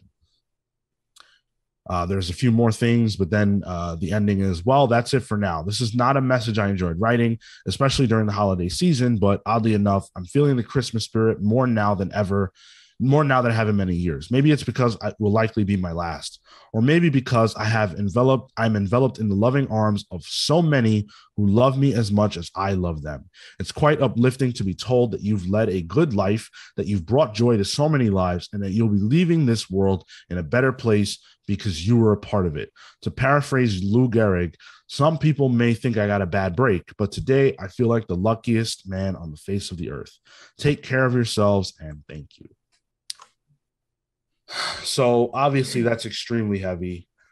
George Perez is a beloved figure in the industry, and it's evident that that's the case by the absolute tidal wave of support and love and admiration. Unfortunately, in prior times where we have lost creators in the industry, they have passed before we got to give them their flowers. I think about when Stan Lee died. We didn't know. We didn't know that it was happening. And so we didn't get to do this. But with George, the most beautiful thing I've ever seen in this industry, bar none, has been the adoration. it's important that we take this moment, right, to celebrate someone who has given so much. And by the way, George Perez came up at a time where there weren't millions of dollars in comics through these movies and contracts and things like that. Guy like George Perez, you got to figure, was doing it for the love, man. And now is the time to give that love back. It really is. So for my part, and then obviously you guys say your piece, I just want to say thank you, George. Thank you so much for these characters, for these stories that we still reference and love today, and also for your spirit, because it's one thing to be a great creator. We can celebrate that, and that's awesome. It's another thing to be a great human being. And when you leave this life, it'll be the impression you made on people that counts. And clearly, there's no better evidence of the life that he led than all of the people who are celebrating him now. So that's a life worth living. So not only do you have a great human, but you have a human who contributed so much, so many children who love Titans, so many people who are empowered by Wonder Woman, and all these beautiful stories. So thank you to George, and we will spend the rest of this time that we have with you celebrating you and your life. I got a little choked up when you were reading it. I felt the same way when I read it the first time. I think, the way in which he is carrying himself, like, in the face of this news is, I think, really admirable. Yep. Just focusing on the light, and it's really, really a nice thing to see. I think it's really, really incredible too. I think that, like, he has this line about wanting to sign as many autographs as he can so that he can, like, ease his fans' feelings at his loss, and to think that that's what he's concerning himself with in the face of his own mortality is, like, I think really speaks to his character and the appreciation for, the love that his work has received, and it's, I think, really, that last paragraph, is, I think that's all any of us can hope for at the end, right? Is to feel as though you lived a good life and you made an impact, and that you made other people's lives better. And I think, there's no shortage of examples you can pull to speak to the impact that he's had on this industry, and stuff that will, that will continue to echo, right? Far, far beyond any of us. So that's pretty incredible. Thank you for your contributions, George, and I wish you all the best. I think he's the stuff that I've read has been honestly somewhat minimal, but I know that his impact has been super important. I went to a Columbia University talk where it was about bringing in writers who were people of color, and specifically Puerto Rican, and there was a whole slew of creators who came, and he was one of the most prominent that they talked about. He was one of the first Puerto Rican creators, comic book artists, writers.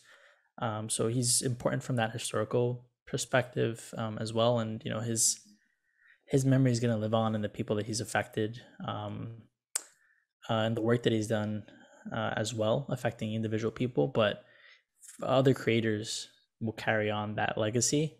And I think that that's an incredibly important mark to leave. It's one that, you don't, I feel it's never an intention. You kind of just want to leave the best you can with an audience, but when it comes to leaving the best memories with other creators, other people who idolize and embody the work that you do, I think that's super important for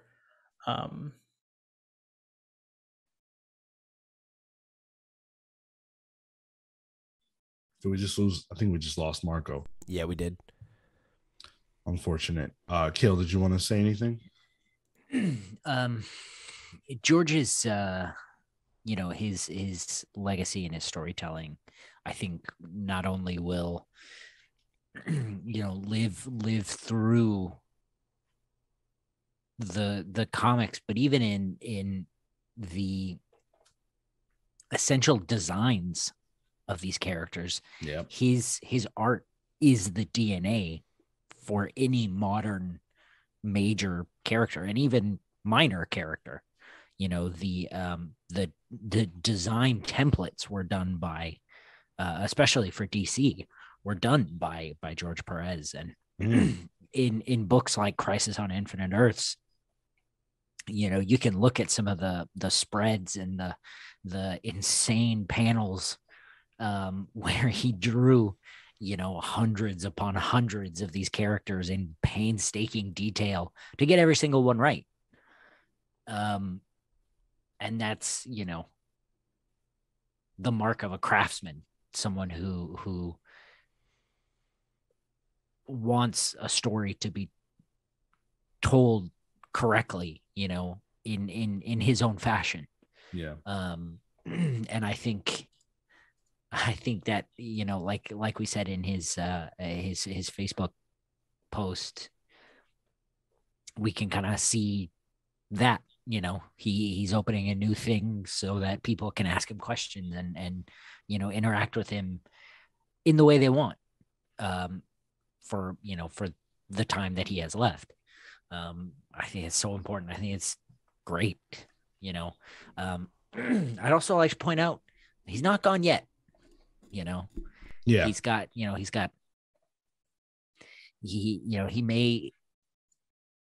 he may surpass the doctor's prognosis or whatever. He's still got a lot of life to live, and hopefully that'll still be as happy and pain free as possible. Yeah, absolutely. And there was someone had made a comment in our Discord that we should do a George Perez book club. And that's something that we will definitely do in the new year. Kale mentioned right now that he's not gone yet. So that's a fact. So we will take advantage of that, and do a book club. Maybe it'll be JLA Avengers. I don't know. We'll figure it out. But again, hats off to a creator who is a legend and who deserves every single ounce of praise that he's been getting. But we, of course, have to continue this show, and we're going to move on to something that's a little bit more bright and happier, something that we all enjoy and love to talk about, that, of course, being the X-Men. So we're going to talk about the big announcements that have come this week about the future, because Destiny of X, we don't know what the hell that is, or at least we hadn't known. But now we have a better picture. Marvel put out a promo image that was done by Leinil Francis Yu and Sonny Go, that features a boatload of characters, and also reveals the titles of the books that we're going to get in the spring for this new wave of X-Men stories. We do know a couple of creative teams, so not a lot, but we'll get to that. So first up is Immortal X-Men, which is one of the books that we actually know the creative team for. This should get a pop out of at least Marco. Kieran Gillan and Lucas Wernick are working on Immortal X-Men. So that should be pretty cool. This is cool for the fact that Gillan's been crushing. Mm-hmm. So for him to now play in the X-Men world, I want to see like the machinations there. Like, what is he going to bring to the table? I don't know if we have details about Immortal X-Men quite yet, but I'm excited. Yeah, 100%. I've got a little bit of info. So this book is actually super cool because it appears that it's going to be focused on the Quiet Council. Oh, amazing. Okay. Right up. All right. Alley. Yeah. Yeah, that's great. That's now, there's something really interesting about this, though. In Marvel's own press release, they list the following characters: Professor X, Emma Frost, Destiny, Mystique, Storm, Nightcrawler, Colossus, Kate Pryde, Sebastian Shaw, Exodus, and Mr. Sinister. That is 11 characters. Who did I not say? Magneto. Also did say Colossus. Yes. Well, Colossus got brought on to the council in Inferno #2. Yes. Okay, I haven't read yeah. that yet. But Magneto, as far as we know in the story, is still on the council. So this gives me the impression something will happen that sees his removal. On the council and on trial. So I'm loving this premise of a book that follows the Quiet Council. Frankly, I think this is something we needed sooner. Yeah, 100%. Now with Destiny, though, I think there's probably more, like maybe more drama than there would have been before. So this is going to be awesome. Really hyped for it. But we also know, sorry? It's just so interesting to think, like, how do we get there from where we are in Inferno right now? Right. Right? Like, where these characters are all aligned? Well, they're all on the Quiet Council, so they have to sort of work together. Sure. Whether they're aligned or not, I think is probably what the story's about. That's true.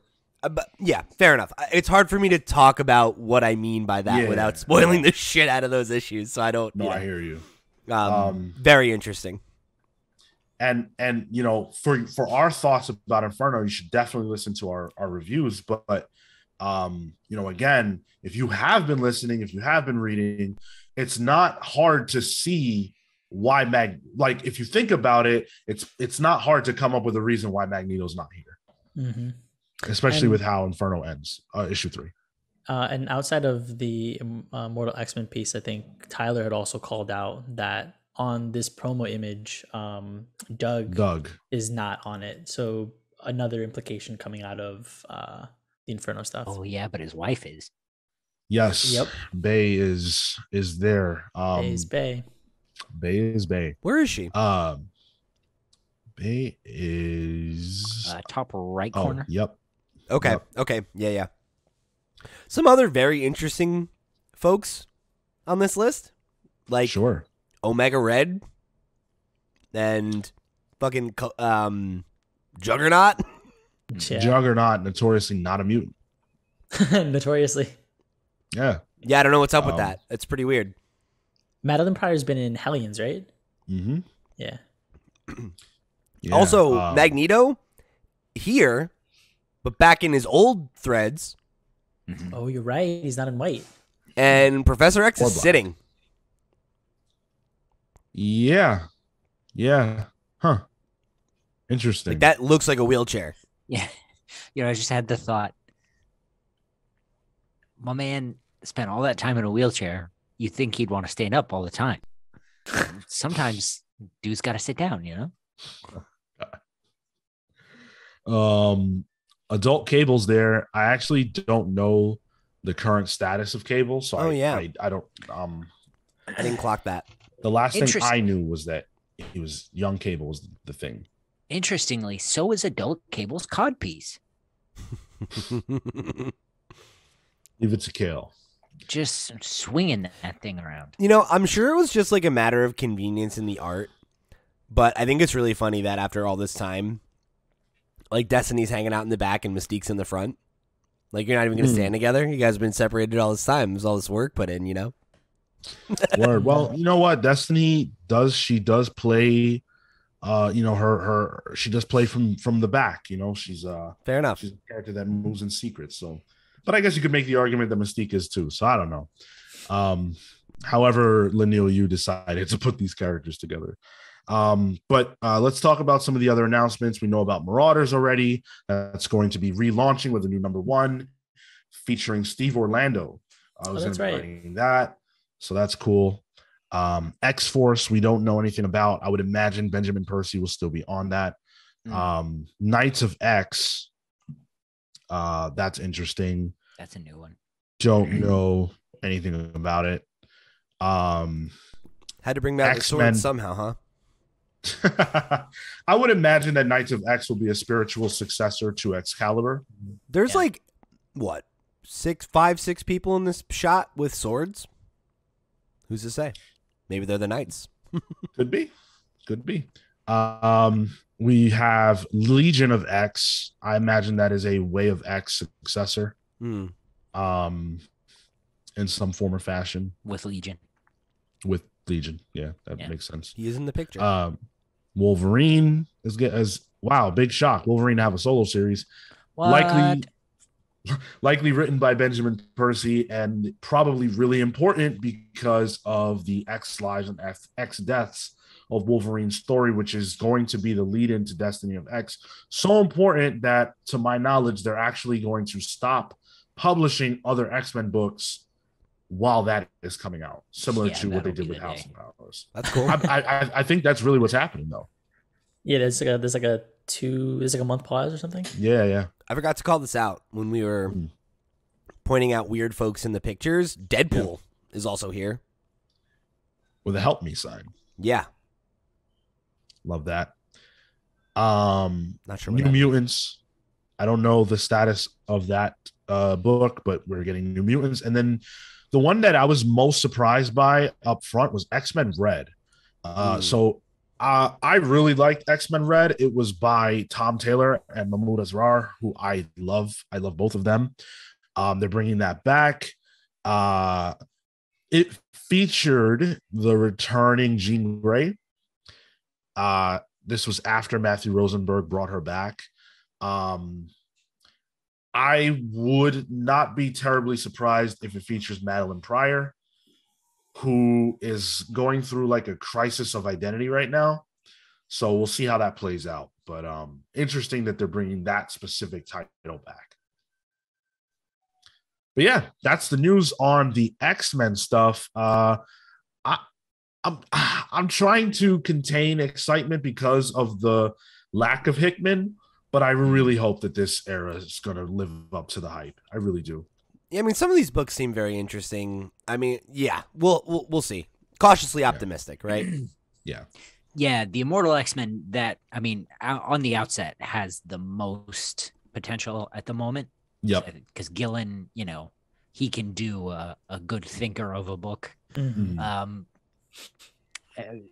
Correct me if I'm wrong, Sean, but his run on the X-Men back in the day wasn't tremendous.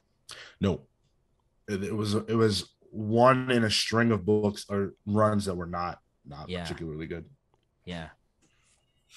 I wonder how you mentioned Hickman's not here moving forward, right? I'm waiting to see what the X lives and deaths of Wolverine is going to shake out to be, because I think that's going to be a big indicator as to how cohesive this is going to be. Yeah. House and Powers was, you know, a single story, and it was told really effectively through other titles. It had that cohesion. Yeah. And I'm waiting for more of that cohesion. And I'm worried. My worry is that this is not going to have it, and it'll just be, you know, disparate X books being told, and sometimes there'll be a crossover with like an event. You think Destiny of X isn't going to have it, this line? I think there's not going to be this like big idea that all of them tie into. I think it'll be like, you know, you have your crossover in an event sort of story. It's not like, oh, this is essential to this reading because like plot point. It's like tie-ins, and that's my worry that, you know, Immortal X-Men, and I don't know, Wolverine are going to be the three main books, and everything else is going to be just, you know, ancillary.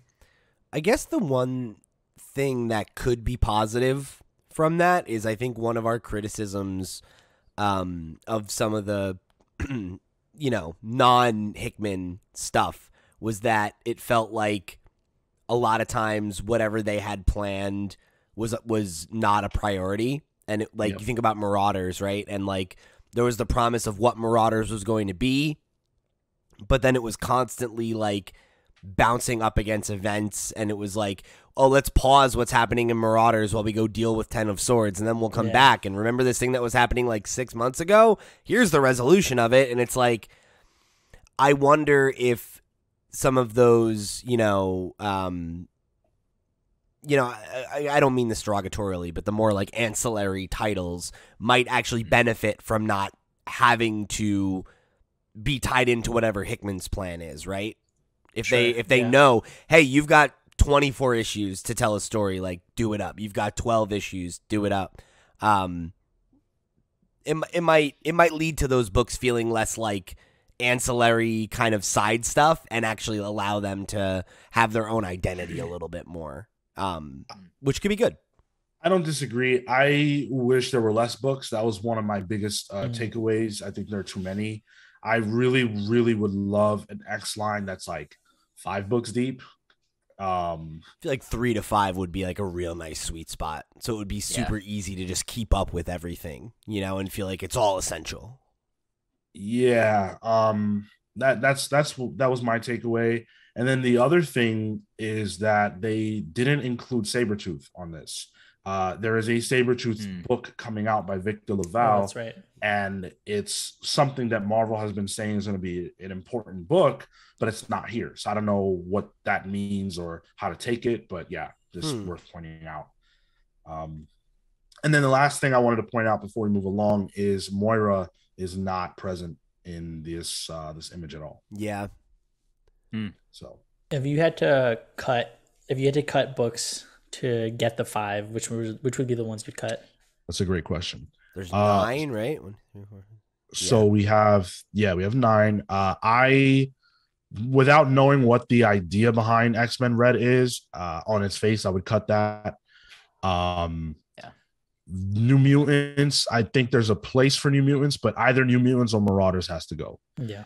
And I think focusing on the younger generation is important, whereas Marauders has felt lost in the shuffle, even when it was a premiere book. So I would get rid of Marauders. And then Legion of X or Knights of X. I don't think you need that many offshoots. X-Force is important because that's the team that does what the X-Men cannot do. And then Immortal X-Men is focusing on a unique idea. Yeah. Knights and Legion of X, I feel like you don't have to have both of those. We can cut one of those. And so I think that's probably the limit of what I could cut based on this list while retaining the identity of what Krakoa is and giving the spotlight to the various characters. That's what I would do. I think I generally agree with your list. I think the only argument I might make is maybe you cut X-Men because X-Men is the book that has the least to do with Krakoa. Well, we don't know what X-Men is actually going to be in Destiny of X, to be fair. Good point. Yeah. I'm assuming it's what it is now, and that's not necessarily going to be the case. But if it is... If it is, I don't know that like I'm dying for that like superhero-y X book, especially because I like it. I think it's good, but it's not lighting me on fire. Yeah. Something has to carry the torch of what Hickman was doing in a spiritual sense. I'm thinking that's going to be Immortal X-Men, but we'll see. Yeah, I feel like if X-Men is just going to be like the superhero romp stuff, like there's nothing wrong with that. But if we're trying to cut things from the line, that feels the most expendable to me because it's like it's not really engaged with Krakoa. And if you dissolve that team for whatever reason, you can then have some of the most interesting characters in the stable go do other things in other books. Yeah. Well, we have to wait until spring to find out, but I'm count me among those who are anxious about seeing where things are going to go. Speaking of anxious, let's talk about the huge reveal that Kevin Feige casually slid into conversation with Cinema Blend while he's doing press for Spider-Man No Way Home. And that is the answer to a question that a lot of us have been asking. And the answer is yes, Charlie Cox is still your Daredevil. We did it, everybody. We did it. We did it. Yep. There's been petitions that have been that have launched that have had. Yeah. Can you see? Did Marco freeze for you guys? He did. Yeah. For those of you non-YouTube watchers, Marco's been having some internet trouble, I guess, and he froze in a funny way. So, He just looked like he was not excited about the news. He looked asleep or like he was rolling his eyes. So yeah, Charlie Cox will be playing Daredevil in the future. Kevin Feige said the following: if you were to see Daredevil in upcoming things, Charlie Cox, yes, would be the actor playing Daredevil. Where we see that, how we see that, when we see that remains to be seen. You cheeky bastard. I'm gonna say, if you were to see it, yes, we have an actor attached, but no plans. Up front, my thinking is Charlie Cox is in either Spider-Man No Way Home or She-Hulk or both. I agree. No way he's not. Probably both. I think, probably both. There's been a rumor persisting for a really long time that Charlie Cox is in Spider-Man No Way Home. I firmly believe it. He is going to be Peter's lawyer. I was going to say, as soon as this news broke, that was the first place that my mind went. And obviously that's not, we've been hearing that, but yeah, it's like Peter is currently accused of murder. Yep. And what is like one of Matt Murdock's big things in the comics is representing capes. Absolutely. So, yeah, like fucking A. And then, yeah, to your point, I didn't even think about She-Hulk. Like, that's also been an established thing at plenty of times, right? So, like, Why not? So the only caveat that I would add is that this doesn't necessarily mean that the Netflix shows are canon. And I know that that's a weird thing to say, but there have been a lot of questions about how canon those shows really are, especially when you look at Agents of S.H.I.E.L.D., which is definitely not canon. Right. How much of the Netflix stuff are they going to pull from? Does that mean that Vincent D'Onofrio is the MCU's Kingpin still? Are we going to get those characters back? Not necessarily. Yeah. So I'm of two minds on that. I think whether or not they make those things canon will be dependent on if anything that exists in those conflicts with plans that they have. I think if they can make them canon and it doesn't get in the way of anything, there's not necessarily a reason not to. Mm-hmm. So, like, great. But if they do decide that, like, hey, we've introduced the concept in Spider-Man that actors can play different universe versions of characters they've previously played, and this is just the MCU's Matt Murdock, and he's been doing his own thing and whatever, and, like, I'm okay with that, too. Like, I would prefer they roll in the things that are good, because, like, I think at least we can agree that the 3 seasons of Daredevil are great, right? And that, like, there's nothing there that I don't want them to keep. But if they decide, hey, we want a clean slate with the character, we really want to do our own thing, I'm fine with that. I'm still happy that it's Charlie Cox playing Daredevil. I think he was a great Matt Murdock, and I really enjoyed his take on the character. And my hope is that if they liked his take so much that they're willing to bring him in, even if it's new, that they'll feel the same way about Vince D'Onofrio, right? Because I don't think there's a fucking soul alive who saw that show who doesn't think that he was a fantastic Kingpin, I'd rather have him over Charlie Cox. If I had to pick one, I think I would agree with you. But I think they're both great, and I'd love to see them both come back, even if it is as new versions of the character. I don't think there's anything inherently wrong with that. I would be very disappointed if they did not utilize the history that's established. You're right. Speaking of history, this ties back to Harris's question. We're actually bringing back Ben Affleck, and that's who's going to appear. Because again, this is Spider-Man crossovers, right? So we're talking about multiverses. That's who is going to be Peter Parker, Tom Holland's lawyer. Thank you very much. Dude, my head would explode if Ben Affleck came back as Daredevil in any way, shape, or form. I wouldn't be able to handle that. In the same year, in a year's time, right, we would have seen Ben Affleck play Batman and Daredevil. That would be Think about nuts. that. Outrageous. It's happening. I gotta say, what about Rex Smith,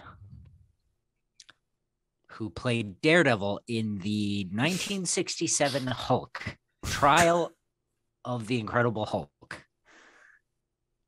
Played Matt no Murdock. shot. Whatever, yeah, let's roll him in. Let's go. It's fine. Let's find him. Whose lawyer is he going to be? Andrew Garfield's or Fucking John Rhys Davies was Wilson Fisk in that. Didn't know that. Bring them all back. Bring back what's my man? Lou Ferrigno. hell He yeah? still Thor was voices in the that Hulk, too. doesn't he? Not in the MCU. Oh, okay. Yeah, it's the guy Mark Ruffalo. But yeah, exciting news. I think this is great.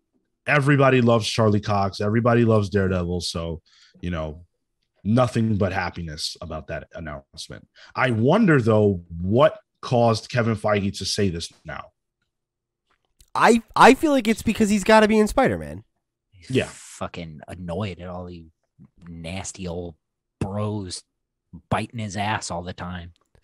I mean, like, I guess Probably right. it could be that, like, maybe some of the leaks are correct and he wants to get out ahead of them, Yeah. That's my thought. But also, it's kind of like that movie's out in like 6 days. Like, why would you spoil it? But I don't know. I maybe that's just right? That like if he says it, then a screenshot of it doesn't mean as much. Yeah, and maybe like, Charlie Cox being at the premiere would be a little weird if he's not in the movie and all these different things. And, just let's not even have that be a potential spoiler that people will be shocked by. Let's just say this now. And then when he's at the premiere or whatever, it's just, oh, well, he's Daredevil, but not necessarily in this movie. And we can keep it kind of under wraps still a little bit. Yeah. So. Is that Ben Affleck? What's he doing here? Oh my God. If they really wanted to mess with us, it's Ben Affleck as Matt Murdock in court and Charlie Cox as Daredevil. Oh my God. I would hate that. Oh my God. Then you're not a real Marvel bro. Okay. Marvel, bro.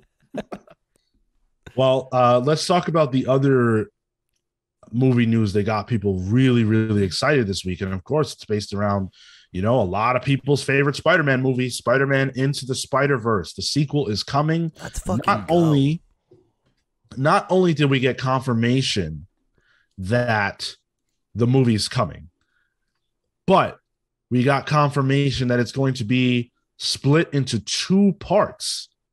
It's going to be Into the Spider-Verse 2, Part 1 and Part 2. And they gave us a little bit of a sneak peek at some footage. I can't believe this is going to be a year where I get to like Spider-Man again. Oh my God. This Man. is the year? Yeah. New Into the Spider-Verse, new Spider-Verse thing. I'm in. The year of our Lord, 2022. Oh, it. Yeah, our Lord Spider-Man. The year Kale fell in love with Spider-Man again. You know what? I was not like, I liked it. I thought it was a good movie. I'm not as high on it as everybody else was. Yeah, but I remember.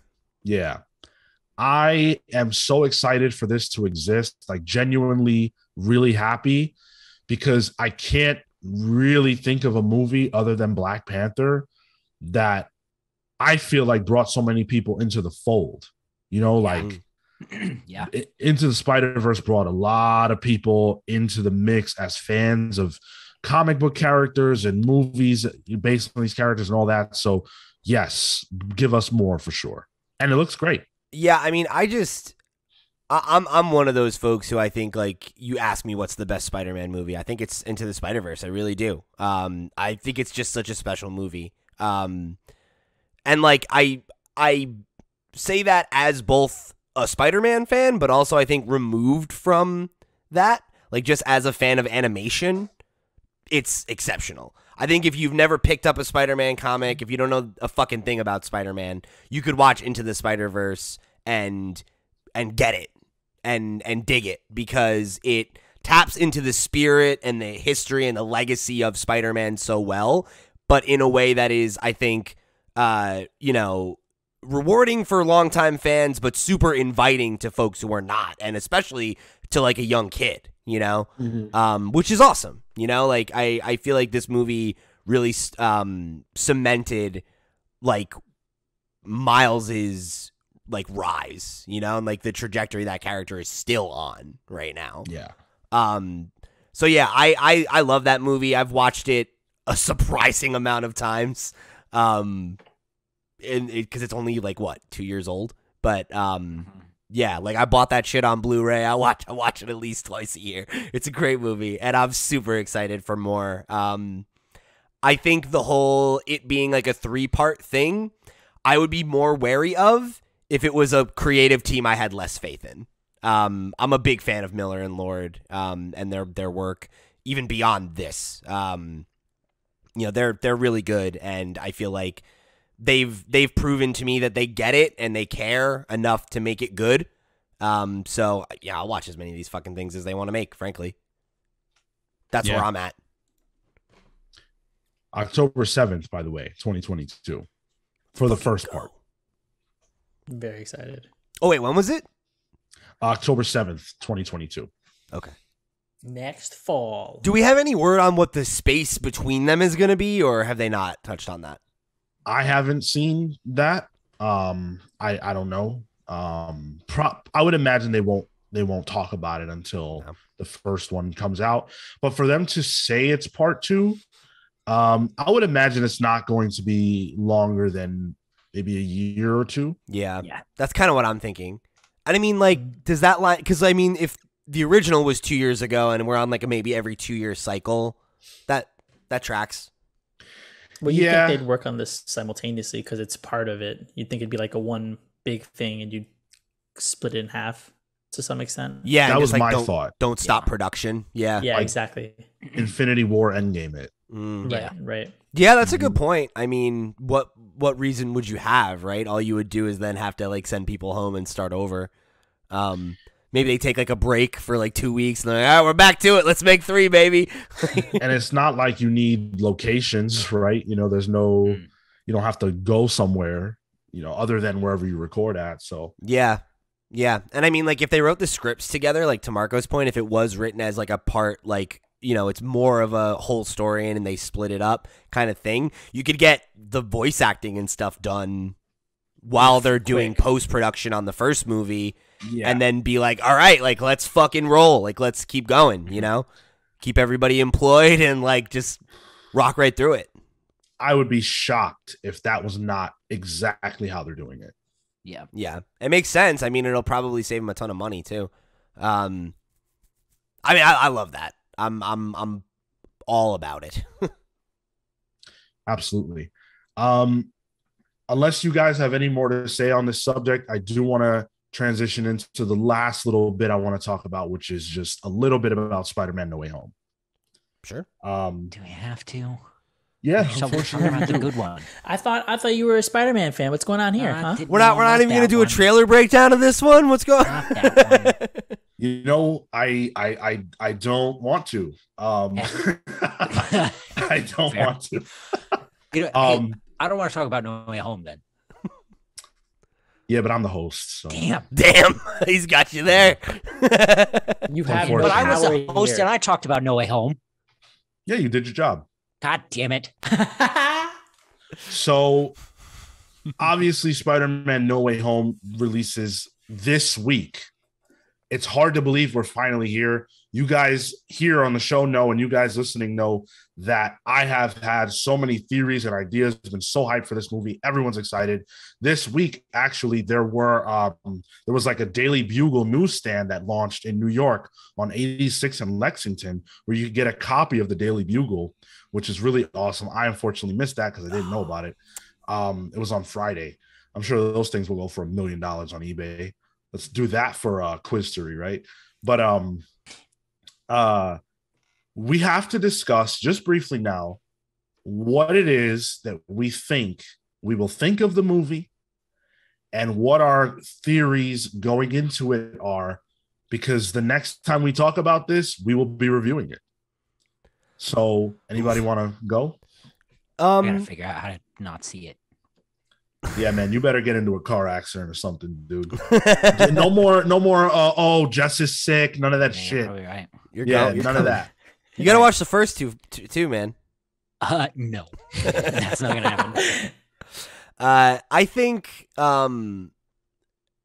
I mean, I'm sure I will enjoy it. You know, I think where I'm at with it is the movie would have to be pretty bad for me to not be able to get anything out of it, right? Because I think at the very least there will be a lot of novelty in getting to see Alfred Molina suit up again as Doc Ock, getting to see the fucking man, the myth, the legend, Willem Dafoe back as Norman Osborn. Like, those things will be so cool no matter what. Whoa, hello? You didn't mention Jamie Foxx's Electro? What's wrong with you? Oh, shit. Yeah, you're right. How could I forget? That shocking performance. So some might say electrifying. Yeah, I'm genuinely very excited for that element of it. Just because it's wacky, and it's like, how did we get this to happen, right? How did all the people who needed to agree to this kind of thing, you know? So I think if that's the only thing that it has to offer, it'll still be a fun movie going experience, whether or not it's a Spider-Man movie to, you know, look back on and say is one of the best, right? I think if it is that, that'll be icing on the cake, you know? So I'm trying to go into it with that mindset and just appreciate what it has to offer, because I don't want to put too much pressure on it, you know? Like, I think I'll have fun with it no matter what, and that's what I'm looking for out of these movies, right? So if it can, like, give me a first appearance of Charlie Cox in the MCU, that'll be another check in its favor, right? Like, if it can, you know, cement the idea that Ben Affleck is not going to be in it, that's another check in its favor, you know? So, I think there's a lot it can do to, you know, up the bar and be a better Spider-Man movie than the other MCU Spider-Man movies have been. But I also think that it has a unique enough hook that I don't know how much that will actually matter in terms of a movie that seems to be built with the intention of being hype, right? Like, I think if you had to boil down what the goal of this movie is to close out this trilogy, whatever that means now, it's to like go big, right? And they're going big. So I hope there's enough substance to keep up with the style, but it's going to be real stylish. I think we know this. Hell yeah. This, I'm excited to go into it. And I think my big worry going into movies that have a lot of crossover is kind of what I felt for the Devil's Reign review we did this past week, where, like, I like it, I get it.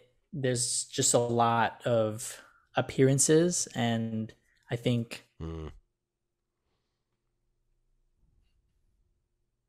Oh, we lost. Oh, no, we lost you, bud. He's still going. He's just rolling. I love it. He's just talking to himself. I know. There we go. I think he's realized it now. oh no. Okay, you're back. You're back. Go ahead. What did you miss? All of it. Basically everything. Really? All of it. You were All moving. we heard was that the Devil's Reign comparison, and you know that's. Oh, okay. Well, yeah. To the Devil's Reign comparison, like, I think the MCU has been able to do it better for me. Bringing the elements of all these superheroes coming together and stopping whatever threat to the world universe, and that entertains me more so than I think it does on the comic book level. So for that, I think the MCU has that standing with me, and yeah, I'm looking forward to seeing these characters come back. Pete, you're wrong. The actual confirmation of Ben Affleck and maybe Blade. Who knows? You know, just throw people in there. Fuck it. We already saw Blade in Eternals. You know, we're gonna see him again. I stand that Kang is gonna appear in like a back matter thing, like an after credit. I maintain that. Cool. I love that you just called the post-credit scene the back matter. It's not that at all, but it's just I've never thought about it that way. All right, Kill. You sure? Yeah, why not? I genuinely, boy, I don't want to see it. But at this point, I live here now. I don't have a reason to not see it. So. I can't believe you're not even curious. I'm not. I'm genuinely not. What kind of human are you? I just like nothing about this Spider-Man has done anything for me the whole time he's had an existence in the MCU. Sean, that's a great question. What kind of human is Kale? My human.exe is programming better and operating better right now for this excitement. Marco is simulating human emotions far more efficiently than Kale now, yeah. I gotta say, man, when you started that sentence with nothing, I thought you were gonna just be like, nothing brings me joy. And but that's true. That's a genuine factor. I think a lot of the reality of it too is just how much conversation has been around this film. Either Tobey Maguire and Andrew Garfield are going to be in it, in which case it's been spoiled for 3 years or whatever the fuck, or they're not. And well, then what the fuck was the point of all that? And then I just can't I can't be excited about it. I think Into the Spider-Verse did it better. And, I don't like Tom Holland. I don't think he's a good Peter Parker. I don't like that section. You haven't seen the movies. What are you talking about? Hey, he's been in 4 other ones.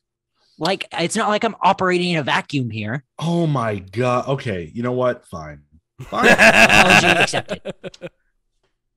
That's what it is. Sorry.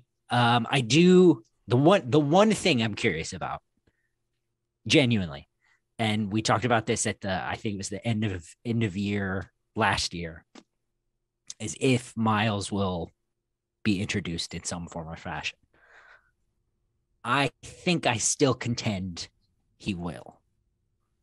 Okay. I don't think so. I mean, that's been my theory for the longest. I will admit to you all here and now that I no longer believe that will be the case. And I'm starting to question it myself. The reason that I feel that way is only because of the announcement, the quote unquote announcement of 4, 5, and 6. Yeah. Yep. Just because if that's what they're doing, there's no reason to bring Miles in now. You might as well wait until the end of that trilogy and have a torch passing situation, which is what I thought this would be. So yeah, I cannot approach this movie without expectation. I cannot leave my expectations at the door. It's too far gone for me. I'm sorry, guys. I'm way too excited. I try my best not to go into movies with this kind of energy, but I can't help it now. I'm in too deep. It's too real for me. Are you worried that that's going to impact your enjoyment, or do you think it's going to heighten it? You know what, man? Honestly, I feel like it's going to heighten it because I'm so confident in Marvel. I think that the idea for this film is brilliant, right? And I think that they haven't missed for me yet. Far From Home, I think, is brilliant, and I love Homecoming as well. So what reason would there be for them to shit the bed in the third one? Sony, Raimi, by the way, I have watched almost all of the Spider-Man movies for my rewatch. I just finished Amazing Spider-Man 2, so I have 2 to go. I must say, Spider-Man 3, listen, man, it's better than people want it to be. Yes. It is. It's not good. Yeah. But it's better, Marco. But it's better than people want to believe it is. Yeah. I firmly feel that way. I think that's true. Amazing Spider-Man. Those are rough. You didn't like it as much as you remembered, huh? No, they're rough, man. Yeah. Amazing Spider-Man 1, my girlfriend and I, we beefed about it because she likes 1 more than 2, and I think I like 2 more than 1. But they're not good, dude. That's those movies. I've never seen a movie more where it was so clear that the studio intervened, and maybe it's because of all the things I know about the behind the scenes, but like you can see right through Amazing Spider-Man 2. Like it's unbelievable. And it's sad because there's a heart and core of that movie that's good. Like the Gwen and Peter stuff, but like everything surrounding them is just like, hey, how fast can we get the Sinister Six going? Which sucks. Sorry for that sidebar. I'm really excited for this movie. I need Andrew Garfield to be in it. I need Toby to be in it. If they're not in it, I can't like it. I'm sorry. But I have every confidence that they're in it. So whatever. Really, that's the line for you? Yeah, 100%. They have to be in it. Listen. As your friend, yeah, I want you to like this movie. Yeah, thank you. As your partner in podcasting, I want you to crash and burn with me so bad. Oh, I want you to come down on my level so bad. but wouldn't it would be so delicious. But wouldn't that just be the worst thing? Because who's going to counterbalance you? I have to be the light to your dark, which is a weird reversal. Because anyway. What, Sean? Hey, I have no problems going there. You're the one whose face turns red. You said it. Listen, you said it. I'm good with what I said. Go ahead. I was saying it would be delicious. I just got that. Oh man. It would not be delicious. It'd be very tragic. Dude, that's how Sean becomes the Joker. Like I don't need to see that. Yeah, dude. It'd be incredible. That is absolutely hot. Okay. All right. You want to do something fun? You want to do something fun? For the show, I'll do this. If both Andrew Garfield and Tobey Maguire are not in the movie, I will subject myself to whatever scheme you guys decide you want to come up with as punishment for the fact that I was wrong. We can do that. Wow. Whatever scheme. Carte blanche. That's how confident I am. Okay. We got to come up with whatever something good. It is. Whatever it is. You guys, you conspire and you figure it out. And next week we will answer what it is and what. Okay. Oh my God. I have a great one. Here's what we'll do. Don't say it now. This is what we're going to do. Next week on the main show, right? You're going to tell me what it is. You're going to tell the audience what it is. Okay. But on the review, we will determine whether or not I have to do it because that's where we will discuss whether or not they're in the film. So that's how we'll do it. Okay. We'll know by then, though. We will know, but the audience won't know. They won't know until they hear the review. Gotcha. Okay. All right. Sure. They'll know that he has to do something, but they won't know what he's got to do. They'll know that I might have to do something.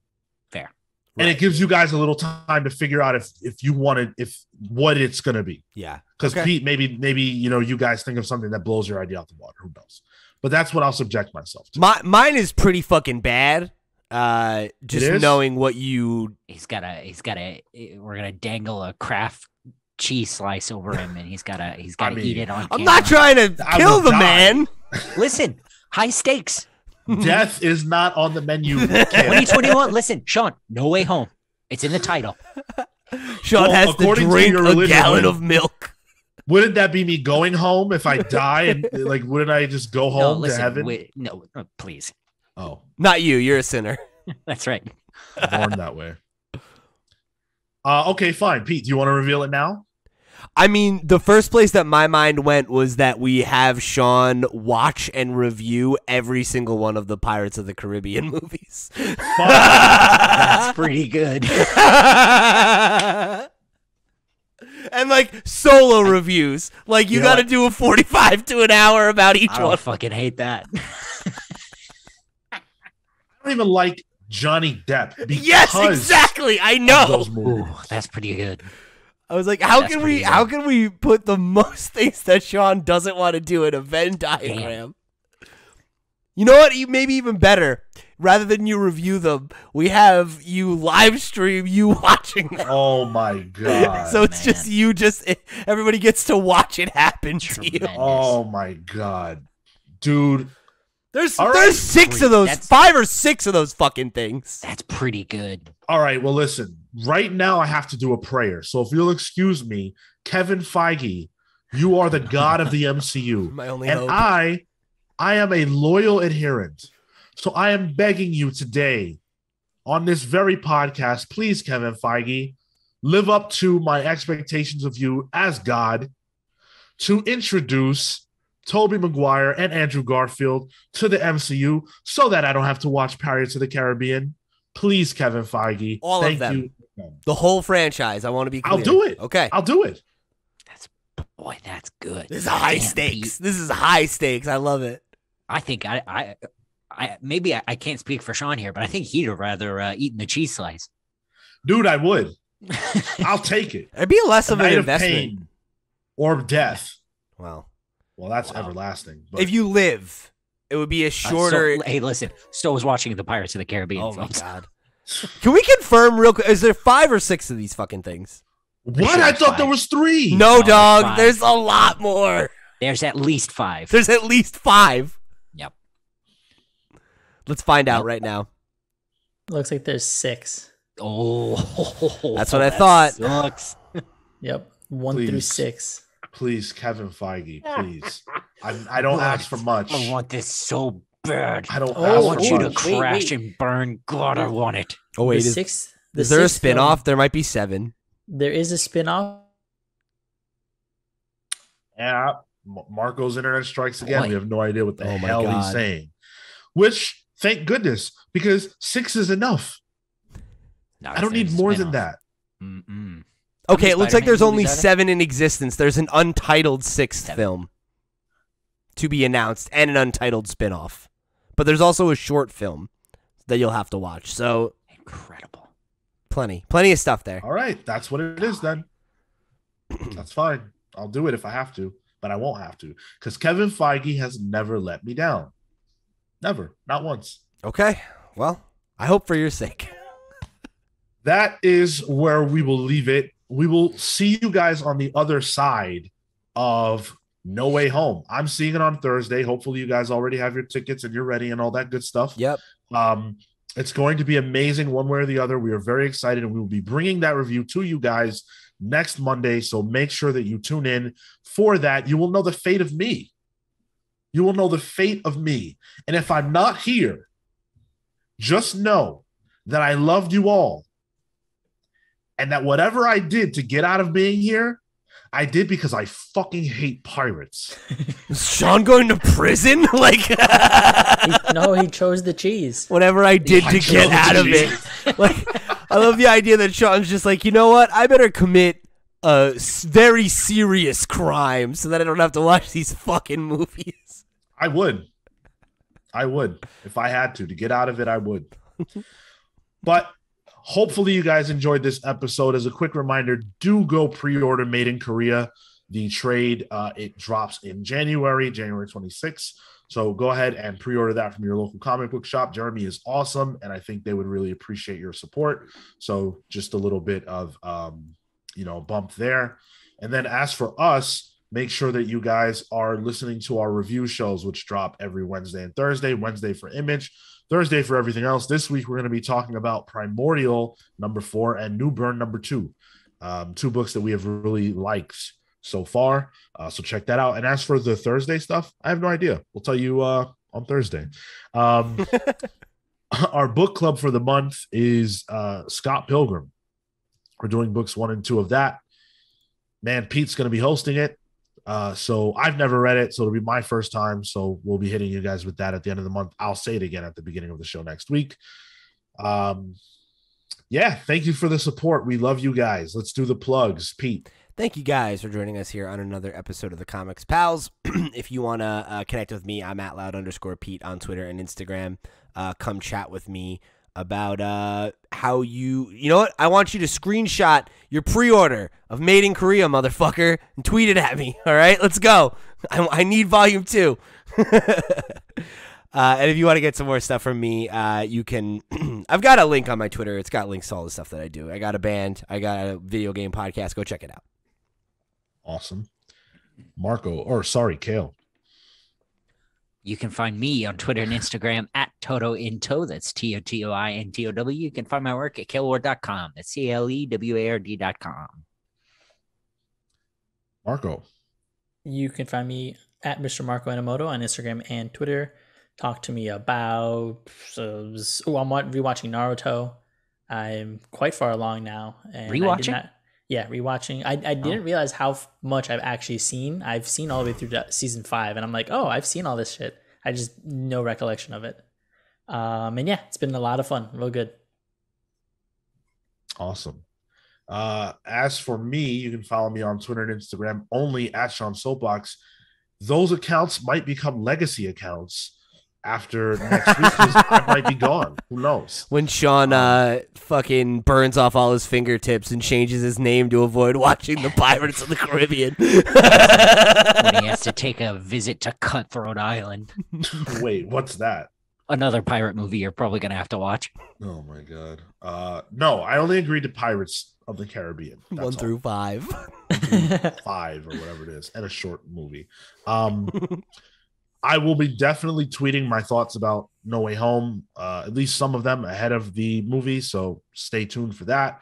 Otherwise, I am just thankful for all the awesome media we have. We haven't even talked about Hawkeye, so we'll be talking about that in January. Lots of great stuff going on right now. Happy to be a nerd. With that, we're the Comics Pile signing off. Until next week, take care, guys. See you next week. There you go.